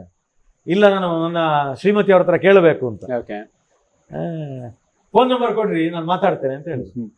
ಅಷ್ಟೊತ್ತಿಗೆ ನನಗೆ ಆಯ್ತು, ಇವ್ರು ಮಾತಾಡಿದ್ರೆ ಕಣ್ಣೀರನ್ನ ಮೀಸೋದು ಹೇಳ್ತಾರೆ, ಹೇಳಲೇಬೇಕಾಗತ್ತೆ. ಯಾಕಂದ್ರೆ ಅವರು ಆ ಉನ್ನತ ಸ್ಥಾನದಲ್ಲಿದ್ದಾರೆ.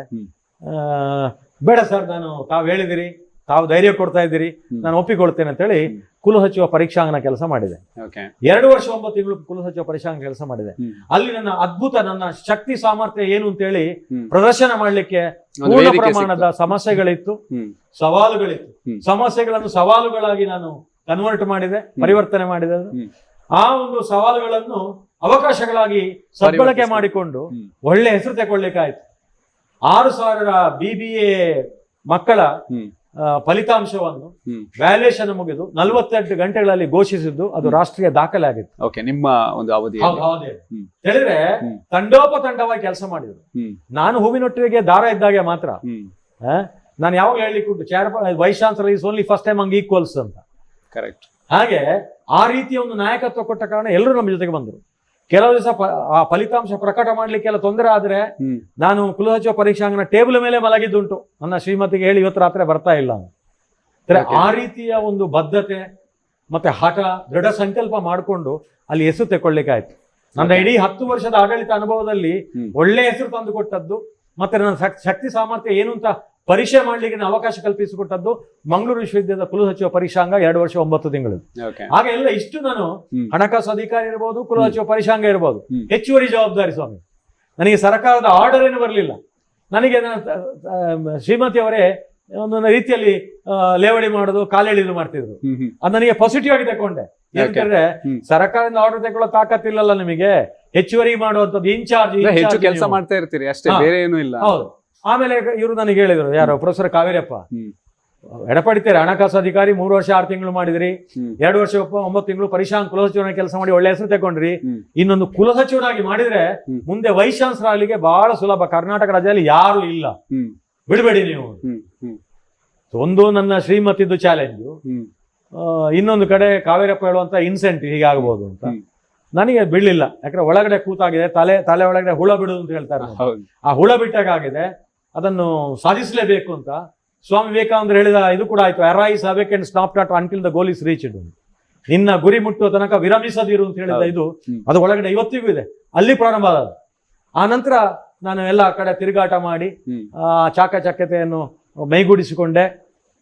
ಆಗ ಜಗದೀಶ್ ಶೆಟ್ಟರು ಮಾನ್ಯ ಮುಖ್ಯಮಂತ್ರಿಗಳಾಗಿದ್ರು, ಅವರೇ ಮಾತಾಡಿ ನನಗೆ ಹೇಳಿದ್ರು, ಯಾಕಂದ್ರೆ ನಿಮ್ಮ ಬಗ್ಗೆ ನಾನು ತಿಳ್ಕೊಂಡಿದ್ದೇನೆ, ಈ ಅವಕಾಶ ಕೊಟ್ಟಿದ್ದೇನೆ, ಕುಲಸಚಿವ ಪರೀಕ್ಷಾಂಗಕ್ಕಿಂತಲೂ ಉತ್ತಮವಾದ ಕೆಲಸ ನೀವು ಮಾಡಿ ತೋರಿಸ್ಬೇಕು ಅಂತ ಹೇಳಿದ್ರು. ಅದು ಕೂಡ ನನಗೆ ಸ್ಫೂರ್ತಿ ಆಗಿತ್ತು. ಮತ್ತೆ ಎಲ್ಲ ನನ್ನ ಸಹಪಾಠಿಗಳು ಅವರು ಇವರೆಲ್ಲ ಫೋನ್ ಮಾಡಿ ಹೇಳಿದ್ರು, ನಾವಿದ್ದೇವೆ, ನೀವು ಮಾಡಿ. ಆದ್ರೆ ಕುಲಸಚಿವ ಪರೀಕ್ಷಾಂಗನಲ್ಲಿ ನಾವು ಮಾಡಿದ ಸಾಧನೆಗಳನ್ನು ಅದೇ ರೀತಿಯಾಗಿ ಅಥವಾ ಅದಕ್ಕೆ ಹೆಚ್ಚಿನ ಮಟ್ಟ ಬಿಡಿ, ಅದೇ ಅಷ್ಟೇ ಮಾಡ್ಲಿಕ್ಕೆ ಕುಲಸಚಿವನಾಗಿ ಮಾಡ್ಲಿಕ್ಕೆ ಆಗ್ಲಿಲ್ಲ. ಯಾಕಂದ್ರೆ ಕುಲಸಚಿವ ಎಲ್ಲವರದ್ದು ಮಾಡುವಂತದ್ದು ನೋಡಿ, ಕ್ರೆಡಿಟ್ ತಗೊಳ್ಳಿಕ್ಕೆ ಆಗಲ್ಲ. ಪರೀಕ್ಷಾ ರಿಸಲ್ಟ್ ಕೊಟ್ಟ ಕೂಡಲೇ ನಿಮಗೆ ಕ್ರೆಡಿಟ್ ಬಂದೇ ಬರ್ತದೆ. ಆ ರೀತಿ ಆಯ್ತು. ಕುಲ ಸಚಿವ ಆಗುವವರೆಗಿನ ನಿಮ್ಮ ಜೀವನದ ಜರ್ನಿ ಹೇಗಿತ್ತು? ಇದು ಒಂದು ಫಾಲ್ಸ್ ಎದುರುಗಡೆ ನಿಂತ್ಕೊಂಡಾಗ ಜೋರಾಗಿ ಮಳೆ ಬರ್ಬೇಕಾದ್ರೆ ಈ ಫಾಲ್ಸ್ ಇಂದ ನೀರ್ ಹೇಗ್ ಬೀಳುತ್ತೆ ನಿರಂತರವಾಗಿ, ಸೊ ಆ ರೀತಿಯಾಗಿ ಮಾತುಗಳು, ಬಹುಶಃ ನೀವು ಬೆಳೆದು ಬಂದ ವಾತಾವರಣ, ನೀವು ಮಾಡಿದ ಅಧ್ಯಯನಗಳು, ಓದಿದ ಪುಸ್ತಕಗಳು, ಬರೆದ ರಿಸರ್ಚ್ ಪೇಪರ್ಗಳು, ಇದೆಲ್ಲ ಈ ರೀತಿಯಾಗಿ ಅಂದ್ರೆ ಪುಂಖಾನುಪುಂಖವಾಗಿ ಮಾತಾಡ್ತಾರೆ ಅಂತ ಹೇಳ್ತಾರಲ್ಲ, ತುಂಬಾ ಜನ ನಿಮ್ಮ ಮಾತುಗಳನ್ನು ನೋಡಿ ಇನ್ಸ್ಪೈರ್ ಆಗ್ತಾರೆ. ಇನ್ನಷ್ಟು ಮಾತುಕತೆ ಮುಂದುವರಿಯುತ್ತೆ. ಹಾಗೆ ಒಂದಷ್ಟು ನಿಮ್ಮ ವೈಯಕ್ತಿಕ ಬದುಕಿನ ಬಗ್ಗೆ, ನಿಮ್ಮ ಇಷ್ಟೆಲ್ಲ ಜರ್ನಿಯಲ್ಲಿ ಬಹುಶಃ ತುಂಬಾ ಕಷ್ಟಪಟ್ಟವರು ಅಂತ ಹೇಳಿದ್ರೆ ನಿಮ್ಮ ಶ್ರೀಮತಿಯವರು. ಅಂದ್ರೆ ಸಮಯದ ವಿಷಯದಲ್ಲಿ ಅವ್ರ ಬಗ್ಗೆ ಕೂಡ ಮಾತಾಡುವ ಒಂದು ಪುಟ್ಟ ವಿರಾಮ.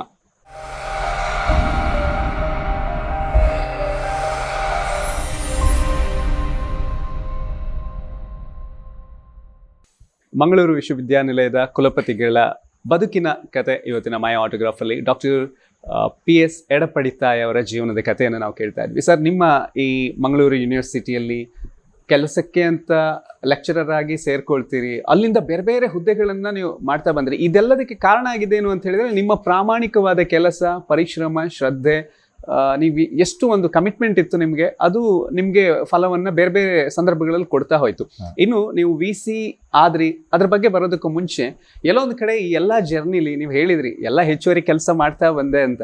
ಹೆಚ್ಚುವರಿ ಕೆಲಸ ಮಾಡಿ ನಿಮ್ಗೆ ನಿಮ್ಮ ಯೂನಿವರ್ಸಿಟಿ ಮ್ಯಾನೇಜ್ಮೆಂಟ್ಗೆ ಅವರಿಗೆಲ್ಲ ಖುಷಿಯಾಗಿರ್ಬೋದು, ಆದ್ರೆ ಎಲ್ಲೋ ಒಂದು ಕಡೆ ಮನೆ ಅಂತ ಬಂದಾಗ ನಿಮ್ಮ ಮನಸ್ಸನ್ನ ಕದ್ದವರು ಈ ಕಾಲೇಜ್ ಲೈಫಲ್ಲಿ ಸಾಮಾನ್ಯವಾಗಿ ಇರುತ್ತೆ. ನಾವು ಮತ್ತೇನೋ ಆಗ್ತೀವಿ, ಆದ್ರೆ ಕಾಲೇಜಲ್ಲಿ ಇರ್ಬೇಕಾದ್ರೆ ಹುಡುಗಾಟ. ಸೊ ಆ ಟೈಮಲ್ಲಿ ಏನಾದ್ರು ನಿಮ್ಗೆ ಏನಾದ್ರು ಲೆಟರ್ ಬಂದಿತ್ತ, ಪ್ರೇಮ ಪತ್ರಗಳು, ಕ್ರಶ್ ಅಂತ ಹೇಳುವಂಥದ್ದು, ಇಂಥದ್ದೆಲ್ಲ ಏನಾದ್ರು ಇತ್ತ? ಯಾಕಂದ್ರೆ ತುಂಬಾ ಬುದ್ಧಿವಂತ ಹುಡುಗರು ಎಲ್ಲದರಲ್ಲೂ ಜಾಸ್ತಿ ಮಾರ್ಕ್ಸ್ ತೆಗಿತಾರೆ ಅಂದ್ರೆ ಆವಾಗೆಲ್ಲ ಅದು ಒಂದು ಕ್ವಾಲಿಟಿ ಹುಡುಗಿರಿಗೆ, ಇವನು ತುಂಬಾ ಒಳ್ಳೆ ಹುಷಾರಿದ್ದಾನೆ. ಸೊ ಈ ತರ ಈಗಿನ ತರ ಸ್ಟೈಲ್, ನಾನು ಹೇರ್ ಕಟ್ಟಿಂಗ್ ಹೀಗ್ ಮಾಡ್ತೀನಿ ಹಾಗೆ ಮಾಡ್ತೀನಿ ಅಂತ ಇರ್ಲಿಲ್ಲ. ಸೊ ಆ ತರದ್ ಏನಾದ್ರು ನೆನಪುಗಳಿದೆ? ಆ ನೆನಪು ನಾನು ಹೇಳ್ಬೇಕಾದ್ರೆ ಪೂರ್ಣ ಪ್ರಜ್ಞಾ ಕಾಲೇಜು ಉಡುಪಿಯಲ್ಲಿ ನಾನು ನನ್ನ ಈ ಪ್ರೊಫೆಷನ್ ಪ್ರಾರಂಭ ಮಾಡುವಾಗ 1982ರಲ್ಲಿ ನಾನು ಅವರಿಗೆ ಪಾಠ ಮಾಡಿದಿಲ್ಲ. PUC ಮಕ್ಕಳು, ಇನ್ಫ್ಯಾಚುಯೇಷನ್ ಅಂತ ಕರಿತೇವೆ ಇಂಗ್ಲಿಷ್ ಅಲ್ಲಿ. ನಾನು ಇಂಗ್ಲಿಷ್ ಮಾತಾಡ್ತೇನೆ, ಅದು ಮಾತಾಡ್ತೇನೆ, ಹಿರಿಯ ಮಕ್ಕಳು ಹೇಳಿದನೆಲ್ಲ ಕೇಳಿ ಅಲ್ಲಿಂದ ಹುಡುಗಿಯರದು ಕೆಲವೆಲ್ಲ ಲವ್ ಲೆಟರ್ಗಳು ಬರ್ಲಿಕ್ಕೆ ಶುರು ಆಯ್ತು. ನಾನು ಸ್ವಲ್ಪ ತಬ್ಬಿಬ್ಬಾಗ್ತಿದ್ದೆ. ಲೆಕ್ಚರರ್ಗೆ ಬರ್ತಿತ್ತು? ಲೆಕ್ಚರ್ಗೆ ಡೈರೆಕ್ಟ್. ಪಾಪ ಅದು ಆ ರೀತಿಯಲ್ಲಿ, ಅದು ಸೀರಿಯಸ್ ಆಗಿ ಅಲ್ಲ. ಆ ಮಕ್ಕಳು ಪಾಪ ಯಾವ್ದೋ ಒಂದು ಇದ್ರಲ್ಲಿ ಸಿನಿಮೀಯ ಸ್ಟೈಲ್ ಅಲ್ಲಿ ಬರಿತಾ ಇದ್ರು. ಅಂದ್ರೆ ಇಂಗ್ಲಿಷ್. ಆಗ ಕೃಷ್ಣ ದೀಕ್ಷಿತ್ ಅಂತ ಇದ್ರು, ಅವ್ರ ಹತ್ರ ಕೇಳ್ತಿದ್ದೆ ಏನೆಲ್ಲ ಗಡಿಬಿಡಿ ಆದ್ರೆ. ಏನೆಲ್ಲ ಮರ್ದು ಬಿಡಪ್ಪ, ಅರ್ಧ ಬಿಸಾಡ್ ಓದಿ ಯಾರು ಹೇಳ್ಬೇಡ, ಎಂಜಾಯ್ ಮಾಡಿ ಅರ್ಧ ಬಿಸಾಡ್ಬಿಡುದು. ಹಾಗೆ ಇರುತ್ತೆ. ಹೃದಯಕ್ಕೆ ನೋವು ಕೊಟ್ಟಿದ್ದೀರಿ. ಸೊ ಆ ರೀತಿಯಲ್ಲಿ ಅದು ಪೂರ್ಣ ಪ್ರಜ್ಞಾ ಕಾಲೇಜು ಉಡುಪಿಯಲ್ಲಿ ಆಗಿತ್ತು. ಇಲ್ಲಿ ಬಂದ ನಂತರ ಏನಾಯ್ತು, ತಂದೆ ಬಹಳ ಕಷ್ಟದಲ್ಲಿ ಹೇಳುವವರು, ತಾಯಿ ಅನೇಕ ಬಾರಿ ಹೇಳುವವರು, ನಿನಗೆಲ್ಲ ಆಯ್ತು, ಈಗ ನೀನು ಇದು ಕೂಡ ಪರ್ಮನೆಂಟ್ ಕೂಡ ಆಯ್ತು, ಆದ ಕಾರಣ ಈಗ ನೀನು ಮದುವೆ ಆಗಬೇಕು. ಅದು ಸರ್ವೇ ಸಾಮಾನ್ಯ ನಮ್ಮ ಒಂದು ಸಮುದಾಯದಲ್ಲಿ, ಮದುವೆ ಆಗಬೇಕು. ಎಲ್ಲ ಅವರೊಂದು ಜಾತಕ ಕೊಡ್ತಾರೆ, ಇವರು ಅದು ಕೊಡ್ತಾರೆ, ಮತ್ತೆ ಮನೆ ಮನೆ ಹೋಗಿ ನೋಡಬೇಕು ಅಂತ.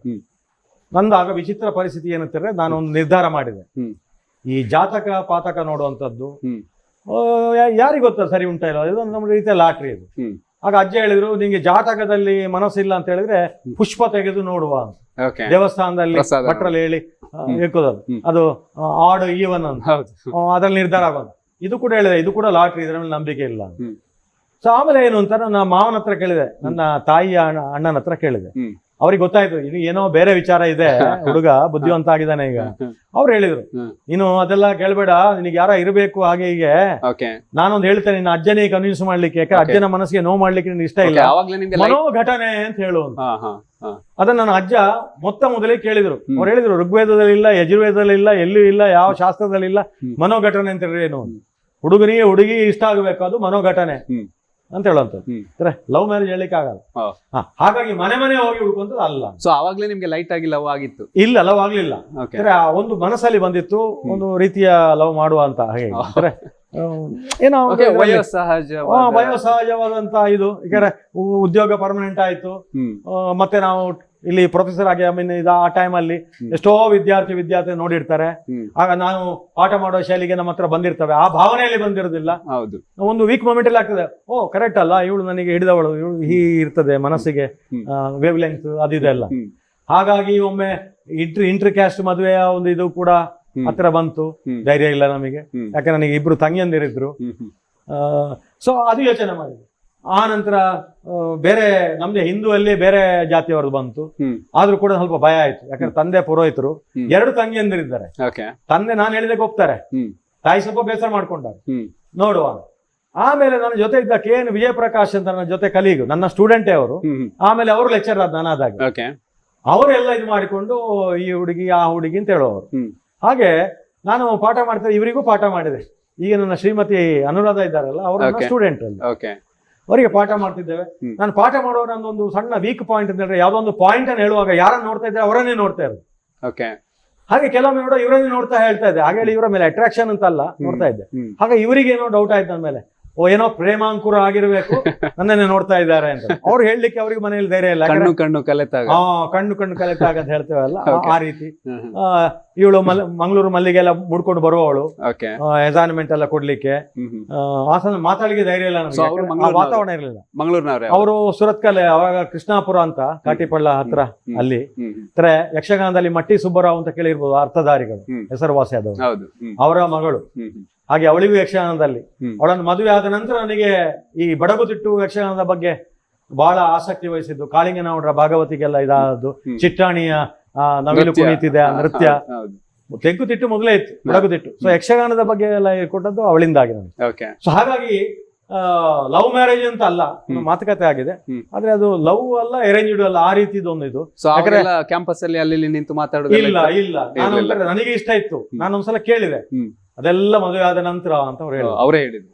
ಅವರೇ ಬೀಚು ಗೀಚು ಸಿನಿಮಾ ಆ ಟೈಪ್ ಇದೆ, ಯಾವುದೂ ಇಲ್ಲ, ಅದೆಲ್ಲ ಮುಂದೆ ನೋಡ್ಕೊಳ್ಳುವ. ಅದು ತುಂಬಾ ಕಷ್ಟ ಆಗುತ್ತೆ. ಲೆಕ್ಚರರ್ ಒಂದು ಹುಡುಗಿ ಜೊತೆ ಎಲ್ಲಾದ್ರೂ ಹೋದ್ರು ಅಂದ್ರೆ ಅದು ಕಾಲೇಜ್ ಅದು, ಯಾಕಂದ್ರೆ ನನಗೆ ಅಷ್ಟು ಮೆಚುರಿಟಿ ಇರ್ಲಿಲ್ಲ.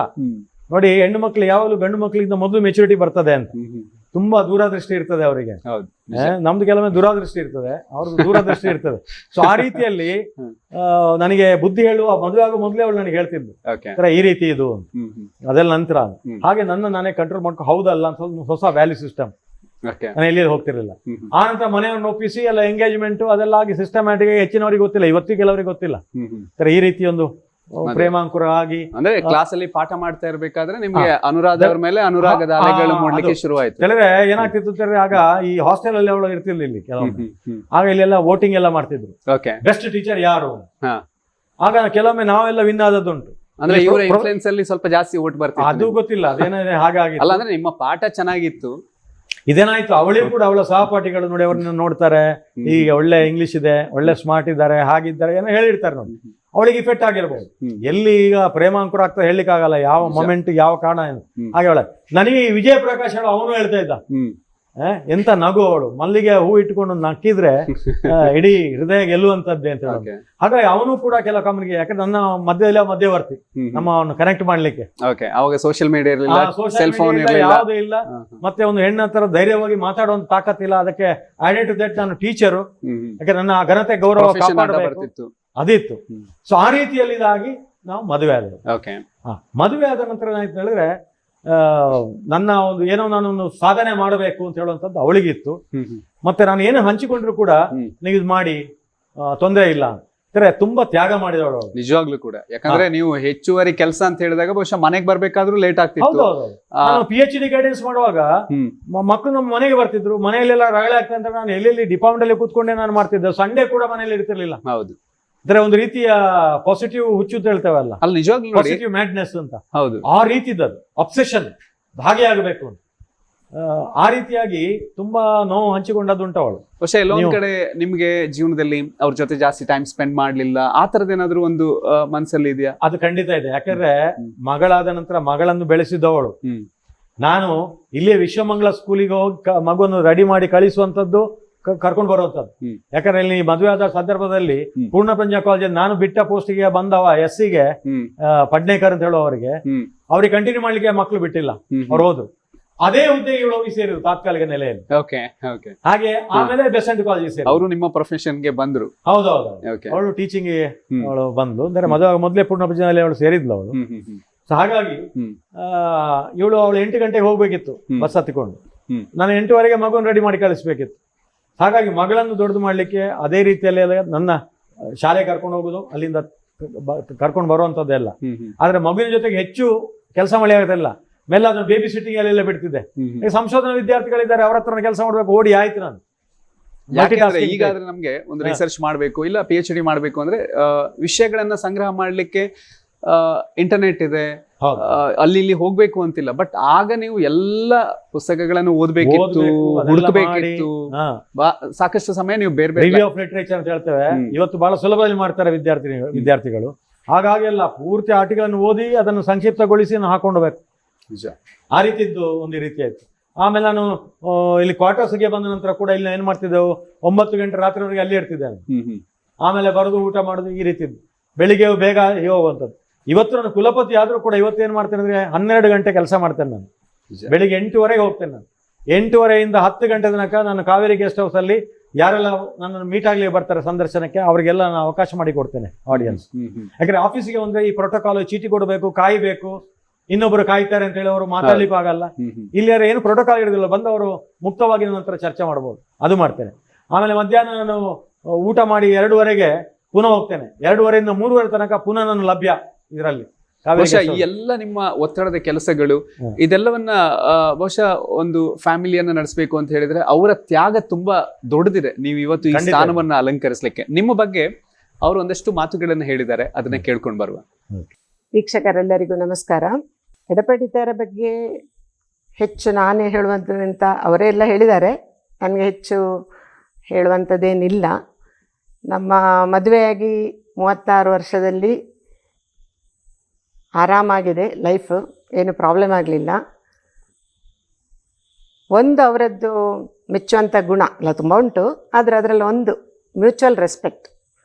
ಯಾವಾಗಲೂ ಹೆಂಡತಿಗೆ ಕೊಡಬೇಕಿದ್ದ ಗೌರವ ಮತ್ತು ಒಂದು ಲೇಡೀಸನ್ನು ರೆಸ್ಪೆಕ್ಟ್ಫುಲಿ ಟ್ರೀಟ್ ಮಾಡೋದು, ದಟ್ ಈಸ್ ವೆರಿ ನೈಸ್.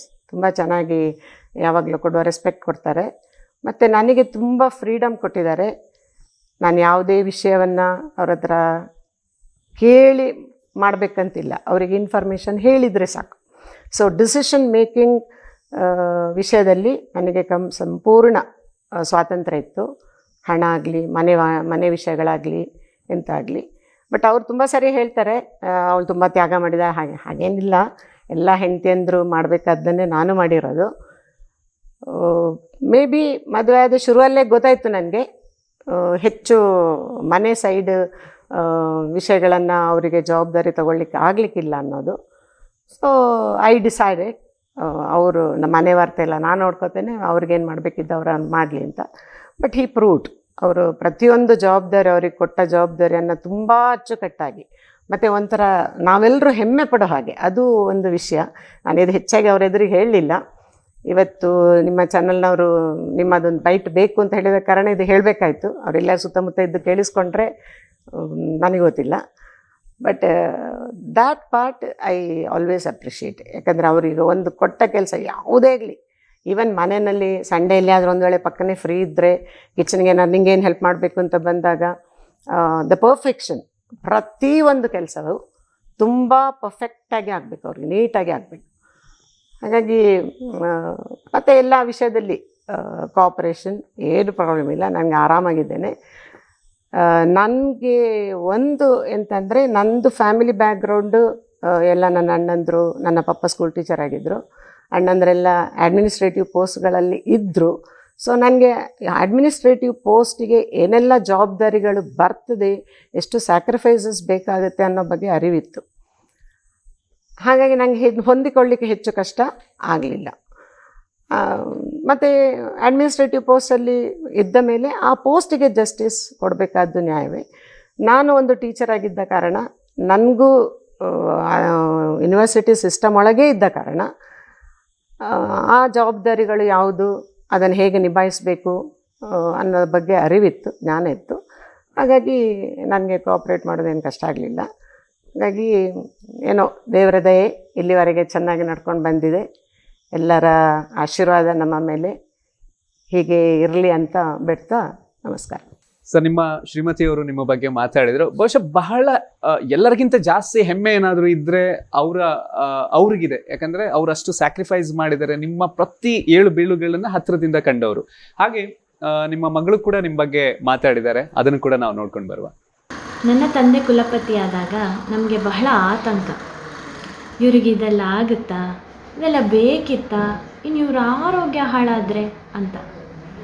ಆದರೆ ಅಪ್ಪನ ಡಿಕ್ಷನರಿಯಲ್ಲಿ ಆಗಲ್ಲ, ಅಸಾಧ್ಯ ಇಂಥ ನೆಗೆಟಿವ್ ಶಬ್ದಗಳಿಗೆ ಜಾಗವೇ ಇಲ್ಲ.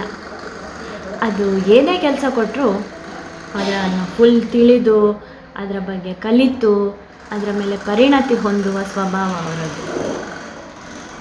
ಅವರು ಯಾವುದೇ ವಿಷಯದಲ್ಲಿ ಅವರ ಪ್ಯಾಷನ್, ಡಿಟರ್ಮಿನೇಷನ್, ಈ ಡೆಡಿಕೇಶನ್ ಅದು ಮೆಚ್ಚುವಂಥದ್ದು. ಅವರಿಗೆ ಬೋರ್ ಅಂತ ಆಗೋದೇ ಇಲ್ಲ. ಅವರು ಇಷ್ಟು ವರ್ಷಗಳಲ್ಲಿ ಟೋಟ್ಲಿ ಅನ್ರಿಲೇಟೆಡ್, ಅವರಿಗೆ ಬೇಡದೇ ಇರೋ ಟಾಪಿಕ್ ಇದ್ದರೂ ಅದರ ಬಗ್ಗೆ ಬೇಕಾದ್ರೆ ಏನಾದ್ರು ಹೇಳಬೇಕಾದ್ರೆ ಅದನ್ನು ಫುಲ್ ರಿಸರ್ಚ್ ಮಾಡಿ, ಸುಮ್ಮನೆ ಏನೇನೋ ಹೇಳಲ್ಲ, ಫುಲ್ ರಿಸರ್ಚ್ ಮಾಡಿ ಕರೆಕ್ಟ್ ಇನ್ಫಾರ್ಮೇಷನ್ ಕೊಡ್ತಾರೆ ಅವರು. ಅಂಥ ಕ್ವಾಲಿಟಿ ನಾನು ಬಹಳ ಕಮ್ಮಿ ಜನರಲ್ಲಿ ನೋಡಿದ್ದು. ಚಾಲೆಂಜಾಗಿ ತಗೊಂಡು ಅದನ್ನು ಸಾಧಿಸ್ತಾರೆ. ಅವರು ನಂಗೆ ಯಾವಾಗಲೂ ಹೇಳೋರು, ನಿಮಗೆ ಲೈಫಲ್ಲಿ ಸಕ್ಸಸ್ ಬೇಕಾ, hard work is the key ಅಂತ. No shortcuts to success. ನೀನು ಸರಿಯಾಗಿ ಕೆಲಸ ಮಾಡು, ಎಫರ್ಟ್ ಹಾಕು, 100% ಎಫರ್ಟ್ ಹಾಕು. ಈ 99.9% ಇಲ್ಲ. ಅಪ್ಪನ ವಿಷಯದಲ್ಲಿ ಎಲ್ಲ 100%. ಸೊ 100% ಎಫರ್ಟ್ ಹಾಕು, ಸಕ್ಸಸ್ ಸಿಕ್ಕೇ ಸಿಗುತ್ತೆ ಅಂತ.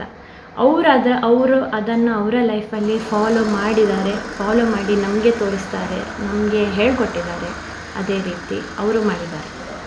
ಇನ್ನೊಂದು, ಅವರು ಯಾವಾಗಲೂ ನನಗೆ ಹೇಳ್ತಾಯಿದ್ರು, ಲೈಫಲ್ಲಿ ಏಮ್ ಹೈ, ನಿನ್ನ ಏಮ್ ಇಲ್ಲಿರಬೇಕು, ಆಕಾಶದ ಹತ್ತಿರ ಇರಬೇಕು ನಿನ್ನ ಏಮೇ ಇಷ್ಟು ಕೆಳಗಡೆ ಇದ್ದರೆ ನೀನು ಹಾಕೋ ಎಫರ್ಟು ಅಷ್ಟೇ ಇರುತ್ತೆ.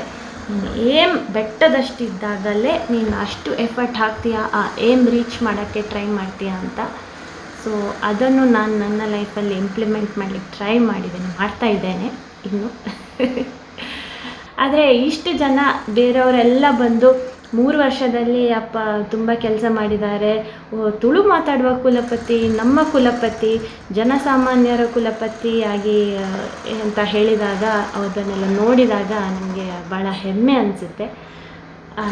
ಅಪ್ಪನ ಬಗ್ಗೆ ಹೀಗೆಲ್ಲ ಸ್ವಲ್ಪ ಮಾತಲ್ಲಿ ಅವರನ್ನು ಅರ್ಥ ಮಾಡ್ಕೊಳ್ಳೋಕ್ಕೆ ಸಾಧ್ಯ ಇಲ್ಲ. ಅವ್ರ ಜೊತೆ ಇದ್ದು ಅವರನ್ನು ಅರಿತು ಅವ್ರು ಮಾಡೋದು ಯಾಕೆ ಅಂತ ತಿಳಿದಾಗಲೇ ಅವರು ಎಂಥ ಮನುಷ್ಯ ಅಂತ ಗೊತ್ತಾಗೋದು. ನನಗಂತೂ ಬಹಳ ಹೆಮ್ಮೆ, ಬಹಳ ಸಂತೋಷ ಅವರ ಮಗಳಾಗಿ ಹುಟ್ಟಿದ್ದಕ್ಕೆ. Thank you, I am very proud. Thank you. ನನ್ನ ಅಜ್ಜ ಸುಬ್ರಹ್ಮಣ್ಯ ಎಡಪಡಿತಾಯ ವೈಸ್ ಚಾನ್ಸಲರ್. ನಾನು ಅಮ್ಮನಜ್ಜ ಅಂತ ಕರಿತೀನಿ. ಯಾಕಂದರೆ ಅವರು ನಾನು ಚಿಕ್ಕವಳಿದ್ವಾಗ ಅಮ್ಮನ ಅಂತ ಕರೀತಾ ಇದ್ರು. ಈಗನೂ ಕರೀತಾರೆ, ಆಗನೂ ಕರೀತಾ ಇದ್ರು. ನನ್ನ ಬೆಂಗಳೂರು ಮೀಟಿಂಗಿಗೆ ಬರ್ತಾ ಇರ್ತಾರೆ. ನನ್ನನ್ನು ಯಾವಾಗಲೂ ಮೀಟಾಗಿ ಹೋಗ್ತಾರೆ. ನನ್ನ ಫೇವ್ರೆಟು ಅಜ್ಜ, ಅಮ್ಮನಜ್ಜ. ಧನ್ಯವಾದ. ಪ್ರೊಫೆಸರ್ ಎಡಪಡಿತಾಯ ಅವರ ಕೆಲವು ಅಪ್ರತಿಮ ಗುಣಗಳ ಬಗ್ಗೆ ಹೇಳಬಯಸ್ತೇನೆ. 6 ಬಾರಿ ನಾನಾ ವಿಶ್ವವಿದ್ಯಾಲಯಗಳ ಕುಲಪತಿಯಾಗಲು ಬಯಸಿ ಎಲ್ಲ ತರಹದ ಅರ್ಹತೆ ಇದ್ದು ಕೂಡ ವಿಫಲರಾದಾಗ ಯಾರೇ ಸಾಧಾರಣದವರಾದರೂ ಕುಗ್ಗಿ ಹೋಗ್ತಾರೆ. ಆದರೆ ಇವರಲ್ಲಿರುವ ಛಲ, ದೃಢ ಸಂಕಲ್ಪ, ಸೋತು ಗೆಲ್ಲುವ ಒಂದು ಗುಣ, ಆತ್ಮವಿಶ್ವಾಸದಿಂದಾಗಿ ಮಂಗಳೂರು ವಿಶ್ವವಿದ್ಯಾಲಯ ಈ ಅಂತಿಮ ಪ್ರಯತ್ನದಲ್ಲಿ ಸಫಲರಾದವರು. ಇನ್ನೊಂದು ಬಹಳ ಮುಖ್ಯ ಗುಣ ಹೇಳಿದರೆ ಸಮಯ ಪ್ರಜ್ಞೆ.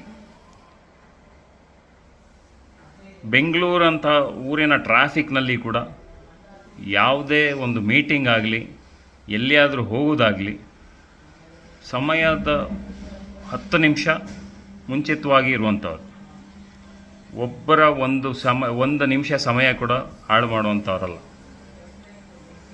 ಕಡೆಯದಾಗಿ ಅವರಿಗೆ ಇರುವ ಕಾರ್ಯನಿಷ್ಠೆ, ಅವರಿಗೆ ಯೂನಿವರ್ಸಿಟಿ ಮೇಲಿರುವಂಥ ಪ್ರೀತಿ, ಒಂದು ಅನ್ಕಂಡೀಷ್ನಲ್ ಲವ್ ಅಂತ ಹೇಳ್ತಾರಲ್ಲ ಹಾಗೆ. ಸಾಧಾರಣದವರಿಗೆ ಒಬ್ಬ ಮನುಷ್ಯನ ಮೇಲೆ ಅಷ್ಟು ಪ್ರೀತಿ ಇರ್ತದೋ ಇಲ್ವೋ, ಅವರಿಗೆ ಯೂನಿವರ್ಸಿಟಿ ಮೇಲೆ ಅಷ್ಟು ಪ್ರೀತಿ ಉಂಟು. ಸೊ ನಿಮ್ಮ ಶ್ರೀಮತಿಯವರು, ನಿಮ್ಮ ಮಗಳು ಬಹುಶಃ ಎಲ್ಲೋ ಒಂದು ಕಡೆ ಮನೆ ಸರಿಯಾಗಿದ್ದರೆ ಮನಸ್ಸು ಸರಿಯಾಗಿರುತ್ತೆ ಅಂತ ಹೇಳ್ತಾರೆ. ಮನೆಯಲ್ಲಿ ಸಮಸ್ಯೆಗಳಿದ್ದಾಗ ಖಂಡಿತವಾಗ್ಲೂ ಯಾರಿಗೂ ಏನೂ ಸಾಧನೆ ಮಾಡೋದಕ್ಕಾಗಲ್ಲ. ನಿಮ್ಗೆ ಒಂದು ಅದ್ಭುತವಾದ ಒಳ್ಳೆ ಮನಸ್ಸಿನ ಮನೆ ಸಿಕ್ಕಿದೆ, ಮನೆಯವರು ಸಿಕ್ಕಿದ್ದಾರೆ. ಸೊ ಈ ನಂತರ ನೀವು ಮಂಗಳೂರು ಯೂನಿವರ್ಸಿಟಿಯ ವೈಸ್ ಚಾನ್ಸಲರ್ ಆದ್ರಿ. ನೀವು ಆಗ್ತಾ ಇದ್ದೀರಿ, ಅಥವಾ ಇದು ನಿಮ್ಗೆ ಮೊದಲ ಬಾರಿಗೆ ನ್ಯೂಸ್ ಅನ್ನು ಯಾರು ಹೇಳಿದ್ರು, ಯಾವ ರೀತಿಯಾಗಿ ಆಯ್ತು ಇದು? ಹೇಳಿದ್ರೆ ಈ ಕುಲಪತಿ ಹುದ್ದೆ ಅಷ್ಟು ಬೇಗ ಗಿಟ್ಟಿಸಿಕೊಳ್ಳಿಕ್ಕೆ ಆಗೋದಿಲ್ಲ. ಯಾಕಂದ್ರೆ ಒಂದು ರೀತಿಯ ಹೋರಾಟ ಮಾಡಬೇಕಾಗತ್ತೆ. ನನ್ನ ಅವಧಿಯಲ್ಲಿ ಸುಮಾರು 1 ವರ್ಷಗಳ ಕಾಲ ನಾನು ಹೋರಾಟ ಮಾಡಬೇಕಾಯ್ತು. ಅದಕ್ಕೆ ಅರ್ಜಿ ಹಾಕುವಂಥದ್ದು ನಾನು 6 ಸಲ ನಾನು ಪ್ರಯತ್ನ ಮಾಡಿದ್ದೆ, ಆಗ್ಲಿಲ್ಲ. 7ನೇ ಸಲಕ್ಕೆ, ಯಾಕಂದ್ರೆ ನಾನು ಇದು ಅಂತಿಮ ಅವಕಾಶ ನನಗೆ. ಯಾಕಂದ್ರೆ ಒಮ್ಮೆ ನೀವು ವಯೋನಿವೃತ್ತಿ ಹೊಂದಿದ್ರೆ ಮತ್ತೆ ನೀವು ಸರ್ಕ್ಯುಲೇಷನ್ ಇರೋದಿಲ್ಲ, ಆಗುದಿಲ್ಲ. ಆದ ಕಾರಣ ಇದು ಅಂತಿಮ ಅವಕಾಶ, ಇದನ್ನು ಬಿಡಬಾರ್ದು ಅಂತ ಹೇಳುವಂತ ಹಠ, ದೃಢ ಸಂಕಲ್ಪ ಮಾಡಿದೆ. ಒಂದು ರೀತಿಯ ಹೋರಾಟ, ಯಾಕೆ ಸಿಗುದಿಲ್ಲ ಅಂತ. ಮತ್ತೆ ನಾನು ಇದಕ್ಕೆ ಅರ್ಜಿ ಹಾಕುವಾಗಲೇ ಅಷ್ಟೇ, ಇನ್ನೊಬ್ಬರ ಬಗ್ಗೆ ನಾನು ಮಾತಾಡುವಲ್ಲ. ನನ್ನ ಬಯೋಡೇಟಾ ನೋಡಿ, ನನ್ನ ಸಾಮರ್ಥ್ಯ ಇದರಲ್ಲೆಲ್ಲ ಇದೆ, ನನ್ನ ಪ್ರತಿಭೆ ಉಂಟು, ನನಗೊಂದು ಅವಕಾಶ ಕೊಡಿ ಅಂತ ಹೇಳಿದೆ. ಅವ್ರಿಗೆ ಕೊಡಬೇಡಿ, ಅವ್ರು ಸರಿ ಇಲ್ಲ ಅಂತ ಹೇಳುವಂತ ಆ ರೀತಿದ್ದು ನಾನು ಮೈಂಡ್ ಸೆಟ್ ಇಟ್ಕೊಂಡು ಮಾಡ್ಲಿಲ್ಲ. ಮೈಂಡ್ ಗೇಮ್ ಎಲ್ಲ ಮಾಡ್ಲಿಕ್ಕೆ ಹೋಗ್ಲಿಲ್ಲ.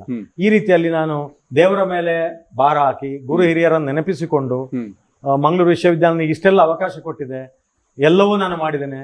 ಇದೊಂದು ಸಿಕ್ಕಿದ್ರೆ ನನ್ನ ಜೀವನದ ಒಂದು ಸಾರ್ಥಕ್ಯ ಮನೋಭಾವ ನನಗೆ ಬಂದಾಗ ಆಗತ್ತೆ ಅಂತ ಹೇಳುವಂತ ಒಂದು ಒಳ್ಳೆಯ ಮನಸ್ಸಿನಿಂದ ನಾನು ಪ್ರಯತ್ನ ಮಾಡಿದೆ. ಮಾಡಿ ಆ ನಂತರ ಒಂದು ರಾತ್ರಿ ನನಗೆ ನ್ಯೂಸ್ ಬಂತು. ಎಂತ ಹೇಳಿದ್ರೆ 2-3 ಸಲ ಹೋಗಿತ್ತು. ಆಗ ನಮ್ಮ ಮಾನ್ಯ ಕುಮಾರಸ್ವಾಮಿ ಅವರು ಮುಖ್ಯಮಂತ್ರಿಗಳಾಗಿದ್ರು. ಯಾಕಂದ್ರೆ ನಮ್ಮ ಇದರಲ್ಲಿ ಹುದ್ದೆಯಲ್ಲಿ ಎಲ್ಲ ಆಗಿ, ಸರ್ಚ್ ಕಮಿಟಿಯಲ್ಲಿ ಎಲ್ಲ ಆಗಿ, 3-4 ಸಲ ಸರ್ಚ್ ಕಮಿಟಿ ಮೀಟಿಂಗ್ ಎಲ್ಲ ಆಗಿ, ಅದರಲ್ಲಿ 4 ಹೆಸರು ಇದ್ದು 3 ಹೆಸರಿಗೆ ಬರಬೇಕು ನಮ್ಮ ಕರ್ನಾಟಕ ಸ್ಟೇಟ್ ಯೂನಿವರ್ಸಿಟಿ ಆಕ್ಟ್ ಪ್ರಕಾರ. ಅದನ್ನು 3 ಹೆಸರಿಗೆ ತರಲಿಕ್ಕೆ ಇನ್ನೊಮ್ಮೆ ಮೀಟಿಂಗ್ ಮಾಡಿದ್ರು. 3 ಹೆಸರ ನಂತರ ಒಬ್ಬರಿಗೆ ಆಗ್ಬೇಕು. ಒಬ್ಬರಿಗೆ ಆಗ್ಬೇಕಾದ್ರೆ ಘನತೆವೆತ್ತ ರಾಜ್ಯಪಾಲರು, ಆ ನಂತರ ಮಾನ್ಯ ಮುಖ್ಯಮಂತ್ರಿಗಳು ಕೂಡ ಒಮ್ಮತದಿಂದ ಒಬ್ಬರಿಗೆ ಶಿಫಾರಸು ಮಾಡಬೇಕು, ಅವರನ್ನು ಕುಲಪತಿ ಮಾಡುವಂತ. ಸೊ ಇದರಲ್ಲಿ ಸ್ವಲ್ಪ ವಿಳಂಬ ಎಲ್ಲ ಆಯ್ತು. ಹಾಗಾಗಿ ಅದು ಸ್ವಲ್ಪ ಆ ಕಡೆ ಈ ಕಡೆ ಎಲ್ಲ ಆಗಿ, ಕೆಲವು ರೆಕಾರ್ಡ್ ತರಿಸಿ ಎಲ್ಲ ಮಾಡಿ, ಕೊನೆಗೆ ನನ್ನ ಹೆಸರು ಗವರ್ನರ್ ಶಿಫಾರಸು ಮಾಡಿದ್ರು ಅಂತಿಮವಾಗಿ ಅಂತ ಹೇಳುವಂಥದ್ದು 10 ಗಂಟೆ ರಾತ್ರಿಗೆ ಆಯ್ತು. ಅವತ್ತು ಇಡೀ ರಾತ್ರಿ ನಿದ್ದೆ ಬರಲಿಲ್ಲ. ಒಂದು ರೀತಿಯ ಖುಷಿ. ಆ ಖುಷಿಗಿಂತ ಹೆಚ್ಚು ಇದು ಸವಾಲು.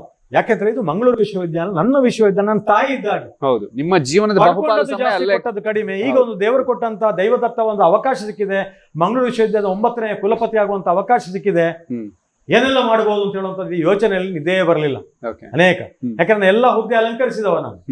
ಇದು ಕೊನೆಯದು ಲಾಜಿಕಲ್ ಆಗಿ ಕುಲಪತಿ ಆಗುವಂಥದ್ದು. ಆ ರಾತ್ರಿ ಇಡೀ ಪೂರ್ತಿ ನಿದ್ದೆ ಮಾಡಲಿಲ್ಲ. ಆದ್ರೆ ನಿದ್ದೆ ಮಾಡಿದ್ರೆ ಮರುದಿವಸ ನಿಮಗೆ ಬಹಳ ಕಷ್ಟ ಆಗ್ತದೆ. ನನಗೆ ಕಷ್ಟ ಆಗ್ಲಿಲ್ಲ, ನಿದ್ದೆ ಮಾಡಿದಂತ ಅನುಭವ ಆಗಿದೆ ನನಗೆ. ನಾನು ಇದೇ ವಿಷಯದ ಬಗ್ಗೆ ನಾನು ಯೋಚನೆ ಮಾಡಿದವ. ಇದು ನನಗೆ ಜೀವನದಲ್ಲಿ ಮರೆಯಲಿಕ್ಕೆ ಆಗದ್ದು. ಇನ್ನೊಂದು ಏನು ಅಂತ ಹೇಳಿದ್ರೆ, ನಾನು ರಿಪೋರ್ಟ್ ಮಾಡಿ ಕುಲಪತಿಯ ಚೇರಲ್ಲಿ ಕೂತ್ಕೊಳ್ಳುವಾಗ ನನ್ನ ಒಂದು ಏನೋ ಒಂದು ಮನಸ್ಸಲ್ಲಿ ಒಂದು ಅಶರೀರವಾಣಿ ಆದಾಗೆ ಒಂದು ಮನಸ್ಸಲ್ಲಿ ಬಂತು. ನಿನ್ನ ಶತ್ರುಗಳು ಯಾರು ಇಲ್ಲ, ಎಲ್ಲರೂ ನಿನಗೆ ಶತ್ರುತ್ವ ಅಲ್ಲ, ನಿನಗೆ ಬೇಕಾಗೋದು ಬಂಧುತ್ವ. ಈ ಮನಸ್ಥಿತಿ ಮಾತ್ರ ಮಂಗಳೂರು ವಿಶ್ವವಿದ್ಯಾಲಯವನ್ನು 4 ವರ್ಷಗಳ ಕಾಲ ಮುನ್ನಡೆಸಬಹುದು, ಇಲ್ಲರ ಸಾಧ್ಯ ಇಲ್ಲ ಅಂತ. ತಂದೆ ಸಾಯುವಾಗ ನನಗೆ ಹೇಳಿದ್ರು, ನೀನು ಯಾರಿಗೂ ತಿಳಿದು ಅನ್ಯಾಯ ಮಾಡಬೇಡ, ನಿನಗೆ ಯಾರಾದ್ರೂ ತೊಂದರೆ ಕೊಡ್ಲಿಕ್ಕೆ ಹೋದ್ರೆ ದೇವರು ನೋಡ್ಕೊಳ್ತಾನೆ. ಇದು ಶಾಪ ಅಲ್ಲ, ಅವ್ರು ನಮಗೆ ಹೇಳಿದಂತ ಕಿವಿ ಮಾತು. ಮತ್ತೆ ನನ್ನನ್ನು ನಾನು ಹೇಗೆ ನಿಭಾಯಿಸಬೇಕು ಅಂತ ಹೇಳುವಂತ ಒಂದು ಮಂತ್ರೋಪದೇಶ ಮಾಡಿದ ಹಾಗೆ ಅವರು. ನೀನು ಒಳ್ಳೇದು ಮಾಡ್ತಾ ಹೋಗು, ನಿನಗಿಲ್ಲರೆ ನಿಮ್ಮ ಮಕ್ಕಳಿಗೆ ಅಥವಾ ಮೊಮ್ಮಕ್ಕಳಿಗೆ ಆದ್ರೆ ಹೆಲ್ಪ್ ಆಗ್ತದೆ, ಸಮಾಜಮುಖಿಯಾಗಿ ಚಿಂತನೆ ಮಾಡು, ನಿನಗೆ ಒಳ್ಳೇದಾಗ್ತದೆ ಅಂತ ಹೇಳಿ ಅವರು ಕೊನೆ ಉಸಿರು ಹೇಳಿದ್ರು ನನ್ನ ತಂದೆಯವರು. ಬಹುಶಃ ನೀವು ಕುಲಪತಿಗಳಾದ ನಂತರ ನೀವು ವ್ಯಕ್ತಿಗತವಾಗಿ ನಿಮ್ಗೆ ಶತ್ರುಗಳು ಯಾರು ಇಲ್ಲದೇ ಇದ್ರು ಕೂಡ ಒಂದು ಶತ್ರುವನ್ನ ನೀವು ಫೇಸ್ ಮಾಡಿದ್ರಿ, ಅದು COVID-19. 2 ವರ್ಷಗಳ ಕಾಲ ಕೋವಿಡ್ ಇದಾಯ್ತು. ಆ ಸಂದರ್ಭದಲ್ಲಿ ಏನಾಯ್ತು ಅಂತ ಹೇಳಿದ್ರೆ, ನೀವು ನಂಬ್ಲಿಕ್ಕಿಲ್ಲ, ನಾನು ಹೊರಡೆ ಹೋಗುವಾಗಿಲ್ಲ. ಈ ಕಾಂಪೌಂಡ್ ವಾಲ್ ಅಲ್ಲಿ ಕುಲಪತಿಯ ಬಂಗ್ಲೆಯ ಸುತ್ತಮುತ್ತ ತಿರುಗಾಡಬೇಕು. ಹೆಚ್ಚು ಮರದ ಅಡಿಯಲ್ಲಿ ಕೂತ್ಕೊಳ್ತಿದ್ದೆ. ಬಹಳ ಚಿಕ್ಕಂದಿನಲ್ಲಿ ನಾನು ಪ್ರಕೃತಿಯ ಒಂದು ಸುಂದರ ಆನಂದ, ಅದರ ಒಂದು ಪ್ರಶಾಂತವಾದ ವಾತಾವರಣ ಅನುಭವಿಸಿದವ. ಕೋವಿಡ್ ನಲ್ಲಿ ಕಂಪ್ಲೀಟ್ ಲಾಕ್ಡೌನ್ ಆಗುವಾಗ ಕೂತ್ಕೊಂಡು ಯೋಚನೆ ಮಾಡ್ತಿದ್ದೆ, ನಾನು ಏನು ಅಂತ ಪ್ರಶ್ನೆ ಹಾಕೊಳ್ಳಿಕ್ಕೆ ಶುರು ಮಾಡಿದೆ. ಆಗ ಖಂಡಿತ ನನಗೇನು, ನಾನು ನನ್ನಿಂದಲೇ ನಾನೇ ಸರ್ವಸ್ವ ಅಂತ ಹೇಳೋದು ಶೂನ್ಯ ಅಂತ ಆಯ್ತು. ಎರಡನೇ ಪಾಠ ನಾನು ಕಲ್ತದ್ದು, ಬರುವಾಗ ಏನು ತರಲಿಲ್ಲ ನಾನು, ಕೊನೆಯ ಉಸಿರೆಳೆದು ಹೋಗುವಾಗಲೂ ಏನು ಇಟ್ಕೊಂಡು ಹೋಗೋದಿಲ್ಲ. ಈ ಮಧ್ಯದಲ್ಲಿ ಇರುವಾಗ ನಾನೇನಾದ್ರು ಸಮಾಜಮುಖಿಯಾಗಿ ಏನಾದರೂ ಮಾಡಿದರೆ ನನ್ನ ನಂತರ ಕೂಡ ಜನ ನೆನಪಿಟ್ಟುಕೊಳ್ತಾರೆ, ಇದು ಮುಖ್ಯ. ಆಮೇಲೆ ಮೂರನೇದು ನನಗೆ ತತ್ವ ಏನಾಯ್ತು ಅಂತ ಹೇಳಿದ್ರೆ, ಈ ಆತ್ಮಶೋಧನೆ ಮಾಡಿಕೊಂಡೆ, ಆತ್ಮಾವಲೋಕನ ಮಾಡಿಕೊಂಡೆ, ಆತ್ಮಾನುಸಂಧಾನ ಮಾಡಿಕೊಂಡೆ ಈ ಲಾಕ್ಡೌನ್ ಪೀರಿಯಡಲ್ಲಿ ಮರದಡಿಯಲ್ಲಿ ಕೂತ್ಕೊಂಡು. ಆಗ ನನಗಾದ ಏನಂದರೆ, ಈ ಅಧಿಕಾರ, ಅಂತಸ್ತು, ಹಣ ಶಾಶ್ವತ ಅಲ್ಲ, ಬರ್ತದೆ ಹೋಗ್ತದೆ. ಕಷ್ಟಪಟ್ಟು ಸಂಪಾದಿಸಿದ ಹಣವೇ ನಿನಗೆ ದಕ್ಕುವುದಿಲ್ಲಪ್ಪ. ಹಾಗಿರುವಾಗ ಅಡ್ಡದಾರಿ ಹಿಡಿಬೇಡ, ನ್ಯಾಯಯುತವಾಗಿ ಮಾಡಬೇಕು. ಮತ್ತೆ ಅನಾವಶ್ಯವಾಗಿ ಇನ್ನೊಬ್ಬರ ಮನಸ್ಸನ್ನು ನೋಯಿಸಬೇಡ. ಒಳ್ಳೆ ಕೆಲಸ ಮಾಡಿದರೆ ಟೀಕೆ ಟಿಪ್ಪಣಿಗಳು ಬರ್ತದೆ, ಟೀಕಾಕಾರರನ್ನು ನೀವು ಸ್ವಾಗತಿಸ್ತಾ ಇದ್ವಿ. ಆದರೆ ನೀನು ಮಾಡಬೇಕಾದ್ದು ಏನಂತಂದರೆ, ಪ್ರತಿಕ್ರಿಯೆ ಅಲ್ಲ, ಪ್ರತಿಸ್ಪಂದನೆ ಆಗಬೇಕು. ನೀನು ಏನು ಸಮಾಜಕ್ಕೆ ಕಾಣಿಕೆ ಕೊಡ್ತಿ, ಅದರ ಮೂಲಕ ಟೀಕಾಕಾರರಿಗೆ ಉತ್ತರ ಕೊಡಬೇಕದು, ನೀನು ಮಾಡುವ ಕಾರ್ಯದ ಮೂಲಕ. ಇದು ಬಹಳ ನನಗೆ ಇದಾಯಿತು. ಸೊ ಆದ ಕಾರಣ ಇಂಥದ್ದೆಲ್ಲ ನಮ್ಮ ಕಾಲಕ್ಕೆ ಕೋವಿಡ್ ಇದಾಯಿತು. ಆದ ಕಾರಣ ಕೋವಿಡ್ ಒಂದು ವಿಶ್ವಗುರು ಅಂತ ಹೇಳ್ತೇನೆ ನಾನು. ನಿಜ. ನಮ್ಮ ಮನಸ್ಸಿನ ಒಳಗಿನ ಕಣ್ಣನ್ನು ಮೂರನೇ ಕಣ್ಣು ತೆರೆದದ್ದು. ಇನ್ನೂ ಅರ್ಥ ಆಗದೆ ನಿಮಗೆ ಅರ್ಥ ಆಗೋದಿಲ್ಲ. ಖಂಡಿತ. ಹಾಗಾಗಿ ಆ ಸಂದರ್ಭದಲ್ಲಿ ನೀವು ಮಂಗಳೂರು ಯೂನಿವರ್ಸಿಟಿ ಈ ಎಕ್ಸಾಮ್ಗಳನ್ನ ಅಥವಾ ಬೇರೆ ಬೇರೆ ವಿಷಯಗಳಲ್ಲಿ ಹ್ಯಾಂಡಲ್ ಮಾಡಿದ ಬಹುಶಃ ಎಲ್ಲರೂ ಕೂಡ ನಿಮ್ಮನ್ನ ಮೆಚ್ಕೊಂಡ್ರು. ಒಬ್ಬ ಸಮರ್ಥ ಅರ್ಹ ವ್ಯಕ್ತಿ ಆ ಒಂದು ಚೇರ್ ಅಲ್ಲಿ ಕೂತ್ಕೊಂಡಿದ್ದಾರೆ ಅನ್ನೋದು ನಿಮ್ಮ ಕೆಲಸಗಳ ಮೂಲಕ ನೀವು ಪ್ರೂವ್ ಮಾಡಿದ್ರಿ. ಬಹಳ ಒಂದು ಇನ್ಸ್ಪೈರಿಂಗ್ ವಿಷಯಗಳು ಇವತ್ತು, ಇನ್ಸ್ಪೈರಿಂಗ್ ಪರ್ಸನಾಲಿಟಿ ನಮ್ಮ ಜೊತೆಗೆ ಮೈ ಆಟೋಗ್ರಾಫ್ ಅಲ್ಲಿ ಸಾಕಷ್ಟು ವಿಷಯಗಳನ್ನ ತಿಳ್ಕೊಂಡ್ವಿ. ಒಬ್ಬ ವ್ಯಕ್ತಿ ಹೇಗೆ ಸಾಧನೆಯ ಮೂಲಕ ವ್ಯಕ್ತಿ ಶಕ್ತಿಯಾಗಿ ಬದಲಾಗ್ತಾರೆ ಅನ್ನುವಂಥದ್ದು. ಇನ್ನು ಕೊನೆಯ ಕ್ಷಣಕ್ಕೆ ನಾವು ಬರೋದಾದ್ರೆ, ಜೀವನವನ್ನು ಒಮ್ಮೆ ಹಿಂತಿರುಗಿ ನೋಡಿದಾಗ, ಒಮ್ಮೆ ರೀಕಾಲ್ ಮಾಡ್ಕೊಂಡಾಗ ಯಾವುದೋ ಒಂದು ಸಂದರ್ಭ ನಾನು ಅವ್ರಿಗೆ ಕ್ಷಮೆ ಕೇಳಬೇಕು, ಅಥವಾ ನನ್ನಿಂದ ಏನೋ ಒಂದು ತಪ್ಪಾಗಿದೆ, ಅಥವಾ ನಾನು ಅವರಿಗೆ ತುಂಬಾ ಧನ್ಯವಾದ ಹೇಳಬೇಕು ಅನ್ನುವಂಥದ್ದು ಏನಾದರೂ ಹೇಳೋದಿದೆಯಾ ಸರ್? ಧನ್ಯವಾದ ಅಂತ ಹೇಳಿದ್ರೆ, ಪ್ರೊಫೆಸರ್ KV ರಾವ್ ಅಂತ, ಅವರು ಪಿಲಿಕುಳ ಇದರಲ್ಲಿ ಅವರು ಇದು ಸೈನ್ಸ್ ಸೆಂಟರ್ ನಿರ್ದೇಶಕರಾಗಿ ಎಲ್ಲ ಕೆಲಸ ಮಾಡಿದ್ದಾರೆ. ಅವರು ಇಲ್ಲಿ ಕಾಲೇಜ್ ಡೆವಲಪ್ಮೆಂಟ್ ಕೌನ್ಸಿಲ್ ಆಗಿದ್ರು. ನನ್ನ ಶ್ರೀಮತಿಯ ಹಿರಿಯ ಅಣ್ಣ ಅವರು ನನಗೆ ತಂದೆಯ ಸ್ಥಾನದಲ್ಲಿದ್ದು ಅನೇಕ ಬಾರಿ ನನ್ನ ಹತ್ರ ಉಪದೇಶ ಅಂತಲ್ಲ, ಮಾತುಗಳನ್ನ ಹೇಳುವಾಗ ನಿಮಗೆ ಅದನ್ನ ಮಾಡ್ಲಿಕ್ಕೆ ಆಗ್ತದೋ ಇದೋ ಅಂತ ಹೇಳುವಂಥದ್ದು ಅನೇಕ ಬಾರಿ ಅವ್ರು ಹೇಳಿದ್ರೆ ನಾನು ಒಳ್ಳೆ ಇದ್ರಲ್ಲಿ ತಗೊಂಡಿದ್ದೇನೆ. ಆದ್ರೆ ನನಗೆ ಅವ್ರಿಗೆ ಸ್ವಲ್ಪ ನನ್ನ ಮೇಲೆ ಮಾಡ್ಲಿಕ್ಕೆ ಆಗ್ತಾ ಇಲ್ಲ ಅಂತ ಹೇಳುವಂಥದ್ದು ಒಂದು ಭಯ ಇದೆ. ಆದ್ರೆ ಮಾಡ್ಲಿಕ್ಕೆ ಆಗ್ತದೆ, ನಾನು ಮಾಡಿ ತೋರಿಸ್ಬೇಕು ಅಂತ ಹೇಳುವಂತ ಒಂದು ಸ್ಫೂರ್ತಿ ಕೊಟ್ಟದ್ದು ನನಗೆ ಪ್ರೊಫೆಸರ್ KV ರಾವ್. ಅದೇ ರೀತಿ ಡಾಕ್ಟರ್ ವೇಣುಗೋಪಾಲ್ ರಾವ್ ಅಂತ ಸುರತ್ಕಲಲ್ಲಿ ವೇಣುಸ್ ಕ್ಲಿನಿಕ್ ಅಂತ ಇಟ್ಕೊಂಡಿದ್ದಾರೆ. ಅವರು ಕೂಡ ಇವಳ ಅಣ್ಣ. ಅವರು ನನ್ನ ಬಗ್ಗೆ ಬಹಳ ಹಚ್ಕೊಂಡವರು, ನೀವು VC ಆಗಬೇಕು ಅಂತ. ನನಗೆ ನಿಮ್ಮ ಹತ್ರ ಒಂದು ಪ್ರತಿಭೆ ಇದೆ, ಅದು ಸಮಾಜಕ್ಕೆ ಸಿಗಬೇಕು, ನೀವೇನಾದ್ರು ಮಾಡಿ ತೋರಿಸ್ತೀರಿ ಅಂತ ಹೇಳುವಂಥದ್ದು. ಅವರಿಗೆ ನಾನು ಖಂಡಿತ ಇಬ್ಬರಿಗೂ ಕೂಡ ಧನ್ಯವಾದ ಹೇಳ್ತೇನೆ.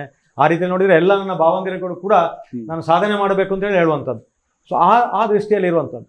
ಮತ್ತೆ ಮನಸ್ಸಿಗೆ ನೋವು ಯಾವಾಗ ಆಗ್ತದೆ ಅಂತ ಹೇಳಿದ್ರೆ, ಅನೇಕ ಬಾರಿ ನಾವು ಉಪಕಾರ ಮಾಡ್ತೇವೆ, ಸಹಾಯ ಮಾಡ್ತೇವೆ, ನಂಬಿ ಬಿಡ್ತೇವೆ ನಾವು. ಅಂಥವರೇ ಬೆನ್ನ ಹಿಂದೆ ಬಂದು ಚೂರಿ ಹಾಕುವಾಗ, ಅಥವಾ ನಾವು ಏನು ಮಾಡಲಿಲ್ಲ ಅದರ ಬಗ್ಗೆ ಆಪಾದನೆ ಹೊರಿಸುವಾಗ, ಹೀಗೆ ಉದಾಹರಣೆ, ನೀವು 10 ಸಲ ಒಬ್ಬರಿಗೆ ಸಾಲ ಕೊಡ್ತೀರಿ, 11 ಸಲ ಇಲ್ಲ ಹೇಳ್ತೀರಿ.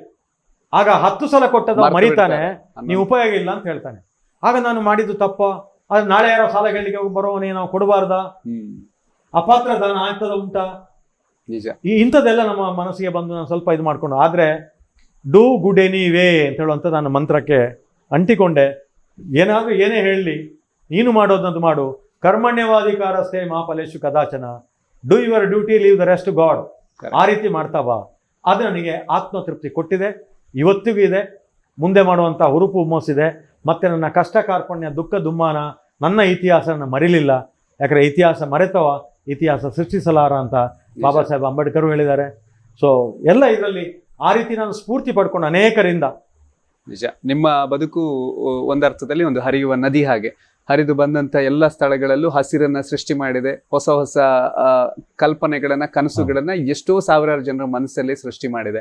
ಇನ್ನು ಕೊನೆಯದಾಗಿ ಸರ್, ಸ್ಪಂದನಾ TV ವಿಭಿನ್ನವಾದ ಕಾರ್ಯಕ್ರಮಗಳ ಮೂಲಕ ಜನಮಾನಸದಲ್ಲಿ ನೆಲೆಯನ್ನ ಕಂಡಂತ ಒಂದು ಚಾನಲ್. ಈ ಮೈ ಆಟೋಗ್ರಾಫ್ ಅನ್ನುವಂಥ ಒಂದು ಕಾರ್ಯಕ್ರಮದ ಮೂಲಕ ಒಂದಷ್ಟು ಜನರಿಗೆ ಸ್ಫೂರ್ತಿಯನ್ನ, ಪ್ರೇರಣೆಯನ್ನ ನೀಡಬೇಕು ಅನ್ನೋವಂಥ ಒಂದು ಪ್ರಯತ್ನ ನಾವು ಮಾಡ್ತಾ ಇದ್ದೀವಿ. ಇದ್ರ ಬಗ್ಗೆ ಏನು ಹೇಳ್ತೀವಿ? ಅಲ್ಲ, ಖಂಡಿತ ಹೌದು. ಯಾಕಂದ್ರೆ ಇವತ್ತು ಮಕ್ಕಳಿಗೆ ಈ ರೋಲ್ ಮಾಡೆಲ್ ಅಂತ ಹೇಳ್ತೇವೆ ನಾವು, ಅಂಥದ್ದೇನಿಲ್ಲ. ಕೆಲವೊಮ್ಮೆ ಸಿನಿಮಾದ ನಾಯಕರನ್ನು ನೋಡ್ತೇವೆ, ಅದು ಎಲ್ಲ ರೀತಿಯಲ್ಲಿ ಆಗೋದಿಲ್ಲ. ಅದು ರಿಯಲ್ ಲೈಫ್ ಬೇರೆ, ರಿಯಲ್ ಲೈಫ್ ಬೇರೆ. ಮಕ್ಕಳಿಗೆ ಗೊತ್ತಾಗೋದಿಲ್ಲ. ಆಗಿರುವಾಗ ಈ ಕಷ್ಟ ಬಂದು ಸುಖ ಬಂದರೆ ರುಚಿ ಜಾಸ್ತಿ. ಹೌದು, ಸುಖದಲ್ಲೇ ಅದೇ ಬೆಳೆದು ಶಾಶ್ವತ. ಬಂದವನಿಗೆ ಸಣ್ಣ ಎಳ್ಳಿನಷ್ಟು ಕಷ್ಟ ಬಂದರೂ ಕೂಡ ಸಹಿಸುವಂಥ ಶಕ್ತಿ ಸಾಮರ್ಥ್ಯ ಇರೋದಿಲ್ಲ. ಸೊ ಆದ ಕಾರಣ ನಾವು ಎಲ್ಲರೂ ಕೂಡ ಕೈ ಕೆಸರೇ ಬಾಯಿ ಮೊಸರು ಅಂತ, ನೋ ಪೇಯ್ನ್ಸ್ ನೋ ಗೇಮ್ಸ್ ಅಂತ ಹೇಳೋದು. ಕಷ್ಟಪಟ್ಟು ಇದು ಮಾಡಬೇಕು. ಶಾರ್ಟ್ ಕಟ್ಸನ್ನೇ ಆರಿಸಿಕೊಂಡು ಹೋಗುವುದಲ್ಲ, they will cut you short. ಇದನ್ನು ನೆನಪಿಟ್ಟುಕೊಂಡು ಅನೇಕ ಸಾಧಕರು ಅವರು ನಡೆದು ಬಂದ ದಾರಿ, ಅವರು ಬದುಕಲ್ಲಿ ಏನೆಲ್ಲ ಕಷ್ಟಗಳನ್ನು ಅನುಭವಿಸಿದ್ರು, ಆ ಕಷ್ಟದಿಂದ ಅವರಿಗೆ ಜ್ಞಾನೋದಯ ಆಯಿತು, ಏನು ಕಲ್ತುಕೊಂಡ್ರು. ಯಾಕಂದರೆ ಕಲಿಕೆ ಅಂತ ಹೇಳುವಂಥದ್ದು ಜೀವನ ಪರ್ಯಂತ ನಡೆಯುವ ನಿರಂತರ ಪ್ರಕ್ರಿಯೆ, ಅದನ್ನು ಮರಿಬೇಕು ಅಂತಿಮ ಇದರವರೆಗೆ ಅದಿರುತ್ತೆ. ಆಮೇಲೆ ಇನ್ನೊಂದು ಏನಂತಾರೆ, ಮಕ್ಕಳು ತಿಳ್ಕೊಳ್ಬೇಕು.